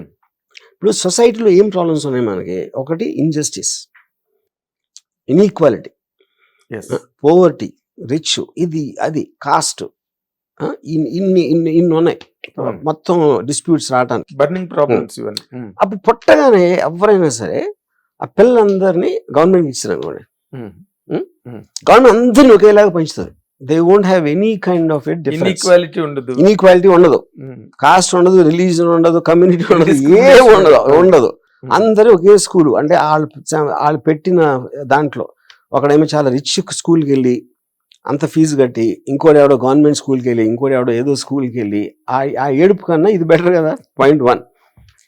అప్పుడు ఏంటి, ఈడు ఉట్టి నేను ఒక్కనే ఉన్నాను కాబట్టి ఎవరైతే పిల్లలు ఇచ్చేసారో వాడి కోసం చేసుకుంటాడు. కరప్షన్ అనేది చాలా తక్కువ అవడానికి అస్సలు ఉండదని నేను అంటలేదు, but it will substantially reduce. Okay, ఇది ఒకటే. అప్పుడు మీరు ఒక క్వశ్చన్ ఏమి అడుగుతారు, అసలు పిల్లలు పుట్టగానే గవర్నమెంట్కి ఇచ్చేస్తే ఎందుకు పుట్టిస్తారు? అప్పుడు డబ్బులు ఇస్తే పుట్టిస్తారు. మీరు ఉత్పత్తి కావాలి కదా, మీకు నాకు కాటన్ కావాలి, ఎంత వరి కావాలి, ఎంత అది కావాలి, అప్పుడు ఫార్మర్స్ పండించేస్తున్నారు. అలా మీ పిల్లలు సొసైటీకి ఎంతమంది పిల్లలు కావాలి సంవత్సరానికి, ఈ డిపార్ట్మెంట్ ఏమేమి కావాలి, అప్పుడు మీకు దానికి అది చేస్తే ఇంత డబ్బు ఇచ్చి కొనుక్కుంటాం, ఇంత డబ్బు ఇచ్చి తీసుకుంటాం. So that's incentive to make the children. మీరు ఇప్పుడు ఎవరినన్నా మీకేదో బుద్ధిగా పెంచుకోవాలి అంటే పెట్టలాగా పెంచుకోండి, ఎవరో ఒకరికి తీసుకొచ్చి. మీ పిల్లలు పెంచుకోదు. And you should not give the rights of heredity. మీ తర్వాత ఆస్తి మీ పిల్లలకి ఇవ్వటం అనేది, అంటే అది కమ్యూనిజం ఆస్పెక్ట్ అవ్వచ్చు, కానీ ట్రూత్ఫుల్గా ఏమవుతుందంటే ఇన్ఈక్వాలిటీ ఎక్కడ వస్తుంది మీకు. ధీరుభాయ్ తన కొడుకు ముఖేష్ అంబానీకి ఇచ్చాడు తన ఆస్తి అంతా. అప్పుడు కొత్తగా ఇండస్ట్రీ పెట్టాలని అనుకున్నాడు, మా ఫాదర్ ధీరు అంబానీ కాదు, అప్పుడు నాకు వాడికి ఈక్వల్ ఫుటింగ్ ఎలా వచ్చింది, ఛాన్స్ ఆపర్చునిటీ రాలేదు కదా అనుకుంటాడు కదా. అక్కడ ఇన్ఈక్వాలిటీ వచ్చింది, అక్కడ స్టార్ట్. అప్పుడు ధీరుభాయ్ అంబానీ అంతని సంపాదించుకున్నాడు, ఆయన కెపాసిటీ అది. ఆయన పోయిన తర్వాత మొత్తం అంతా మళ్ళీ స్టేట్కి వెళ్ళిపోయింది అనుకోండి. అప్పుడు మళ్ళీ ముఖేష్ వీళ్ళు అందరూ కలిసి ఒకే రోడ్లో మళ్ళీ కావాలి, ఒకే లెవెల్లో స్టార్ట్ అవుతారు, ఎవరికి పార్షియాలిటీ చూపించకుండా. అవును సార్. సో ఈ పిల్లల్ని గవర్నమెంట్కి ఇచ్చేసి హెరిడిటరీ లా అనేది తీసేస్తే సొసైటీలో 90% ప్రాబ్లమ్స్ పోతాయి. ఎగ్జాక్ట్లీ. కానీ ఇప్పుడు వీటన్నిటిలోని ఇంట్రికేట్ గా ఉన్న ఒక పాయింట్ సార్, మీరైతే దాన్ని ఓపెన్ బుక్ కాబట్టి మీరు చెప్తారనే ఒక ఎక్సైట్మెంట్ తో అడుగుతున్నాను మిమ్మల్ని. ఈ జనరల్ లైఫ్ లో ఫ్యామిలీ లైఫ్ వద్దు, పిల్లలే పార్షియాలిటీకి కానీ, ఈ కరప్షన్ కానీ, లేకపోతే ఒక యాంబిషన్ కానీ వీళ్ళే కారణం అవుతున్నారు. ఇదంతా ఒక ఓషో థీరీ లాగా ఇదొక థీరీ సార్, ఇదొక theory. But what about a companionship, ఒక సాహచర్యం అన్నది ఉండాలిగా ఆపోజిట్ సెక్స్ తో. అది పాయింట్. ఇప్పుడు నాకున్నంత కంపానియన్షిప్ ఉన్నాడు ఎవరు నాకు తెలిసి ఎవరు లేడు ఫస్ట్. కానీ నేను I don't want to get in to marriage and wife. ఎందుకంటే నేను నా ఇష్టం ఉన్నప్పుడే ఒక అమ్మాయితో కలుస్తాను, అమ్మాయితో ఇష్టం ఉన్నప్పుడే నన్ను కలుస్తుంది. ఎందుకంటే నాకు 100 పనులు ఉంటాయి, నాకు 100 వెరీ ఇంట్రెస్టింగ్ టాపిక్స్ ఉంటాయి. అప్పుడు నేను కంటిన్యూస్ గా నా కంపెనీస్ ఉంటారు, వాళ్ళు మారిపోతూ ఉంటారు, ఒక్కళ్ళు ఎప్పుడు ఉండరు. ఆ పాయింట్ ఆఫ్ టైమ్ లో ఎవరు ఎక్సైట్ చేస్తారో. Correct, that is the correct thing. నా excitement is my driving my entire life. నా ఎమోషన్స్ నా ఎక్సైట్మెంటే, నా ప్రాక్టికాలిటీ నా ఎక్సైట్మెంటే, నా ఇంటెలిజెన్స్ కూడా నా excitement. Yes, that is believable, that is credible, that is credible. అంటే ఇప్పుడు ఇలా మీరు అన్న దాంట్లో అలా మిమ్మల్ని బాగా ఎక్సైట్ చేసిన వాళ్ళు ఎవరైనా అంటే నోన్ ఫిగర్స్ ఉన్నారా, లేకపోతే అన్నోన్ ఉన్నారు? 100% నేను ఇందాక చెప్పినట్టు ఇప్పుడు శ్రీదేవి గారు అంటే, నేను డెఫినెట్ గా శ్రీదేవి గారు అనే వ్యక్తి లేకపోతే నా లైఫ్ లో ఎంతో కొంత వెళ్తుండేది.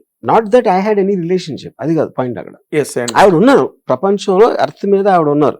ఆవిడ సినిమాలో ఇదో అదో, నేను షన్షన్లో నా ఎక్స్పీరియన్స్ ఇలాంటి. అలాగే బ్రూస్లీ, అలాగే ఐన్ ర్యాండ్, అలాగే రంగీలా టైంలో I felt that with Urmila. అది నేను ఇప్పటికీ ఫీల్ అవుతాను. కొంతమంది కాదు, వేరే వాళ్ళు, కొంతమంది తెలియచ్చు, కొంతమంది తెలియకపోవచ్చు బయట. And it is not only about women అంటున్నా, it is also about various people I meet. అంటే కొంతమంది కాప్స్ ఉంటారు, లేకపోతే ఎక్స్ గ్యాంగ్స్టర్స్ ఉంటారు, లేకపోతే ఎక్స్ట్రీమ్ పీపుల్ ఉంటారు, అలా అసలు అలాంటి లైఫ్లో ఎక్స్పీరియన్స్ ఉన్నోడు ఉంటాడా అని మనకు తెలియదు. సో నేను కంటిన్యూస్గా వాళ్ళందరి అనుభవాన్ని ఆస్వాదిస్తూ ఉంటాను, which is creates an excitement.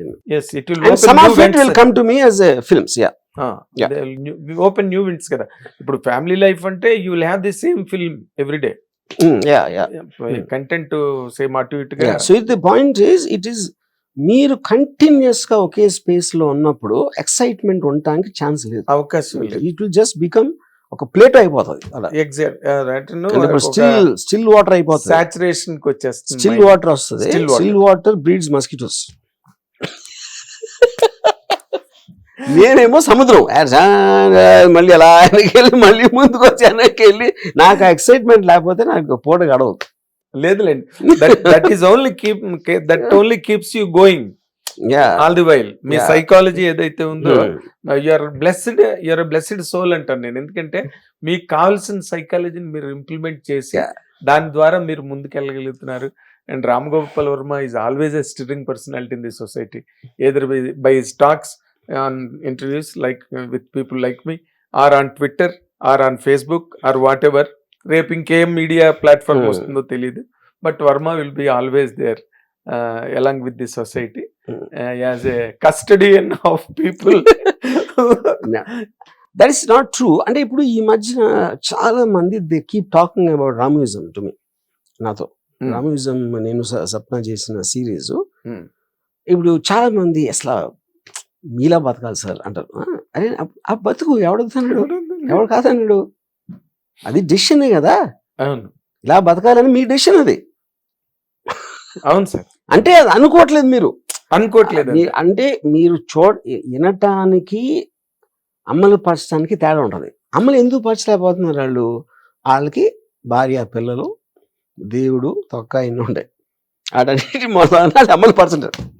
అందుకే ఎంతసేపు ఎవరేమనుకుంటారు, ఇలా చేస్తే నా పిల్లలు ఏమనుకుంటారు, అలా చేస్తే నా నైబర్ నాతో పని చేసి ఏమనుకుంటారు, అందరూ వేరే వాళ్ళ కోసం బతుకుతూ ఉంటారు. నేను ఉట్టి నా కోసం బతుకుతాను. అది difference. It is very difficult. అక్కడ నరేంద్ర మోడీ, ఇక్కడ రామ్ గోపాల్ వర్మ తప్పితే మధ్యలో ఎవరు కనిపించట్లేదు నాకైతే. నరేంద్ర మోడీ దేశం కోసం కూడా ఉన్నారు కదా, నేను ఎవరి కోసం లేదు. అదే, but 100% the theory the synopsis, అంటే the right word is parenthesis, not even synopsis on this. అది మీరు మరి ఏ ఏజ్లో ఏ సెంచరీలో ఎన్నాళ్ళు పడుతుందో నాకైతే తెలీదు, బట్ మీరు విత్ ఇన్ షార్ట్ పీరియడ్ అని అంటున్నారు. అంటే society will come to that kind of stage where everything will become very flat and normal. Somebody can relinquish somebody very easily on an easy note and become. And I believe the fundamental reason for that will be artificial intelligence. That is going to completely change society the way we know. It already started chasing. It's not like it is not. ఎందుకంటే మీరు more and more you are trusting the machines. More and more. Yeah. ఇప్పుడు మీరు ఎవరన్నా నేను చెప్తే మీరు first check చేస్తారు అది కరెక్ట్ కాదా అని. అవునండి, గూగుల్లో లేకపోతే చాట్ జీపీటీలో లేకపోతే ఎక్కడో అక్కడో what ever it is. So మీకు మనుషుల మీద డిపెండ్ అవటం మానేస్తున్నారు. ఇప్పుడు చాలా మంది ఇప్పుడు పిల్లలు they will have virtual friends in the future. వాళ్ళు క్రియేట్ చేసుకునే క్యారెక్టర్స్ ని వాళ్ళతో ఫ్రెండ్షిప్ చేస్తారు. యూనో, ఎందుకంటే వాళ్ళు మీరు చెప్పినట్టు మీకు తగ్గట్టు ఉంటుంది, డిజైన్ చేస్తుంది. మీరు రియల్ పీపుల్ చేయలేరు కదా. నేను చేయలేదు, వెతుక్కోవాలి, సంవత్సరాలు పడుతుంది మనకి కావాల్సిన మనిషి. And in the job impact మీకు మ్యూజిక్ ఇండస్ట్రీ, మ్యూజికల్ యాప్స్ లేకపోతే మన పిక్చర్ యాప్స్ ఇవన్నీ వచ్చేసినప్పుడు అసలు ఎంతమంది జాబ్స్ పోతాయి. నేనే లాస్ట్ 2 monthsలో అట్లీస్ట్ అంటే ఏదో ఒక చిన్న ప్రొడక్షన్ ఆఫీస్ అది, నేనే ఒక 15-20 people జాబ్స్ లేవు అంటే, ఎందుకంటే I don't know what to do with them. Exactly. అంటే ఆర్టిఫిషియల్ ఇంటెలిజెన్స్ వచ్చిన తర్వాత 100% first of all it will make a very great impact on employment. First of all it's already making, it has already started making.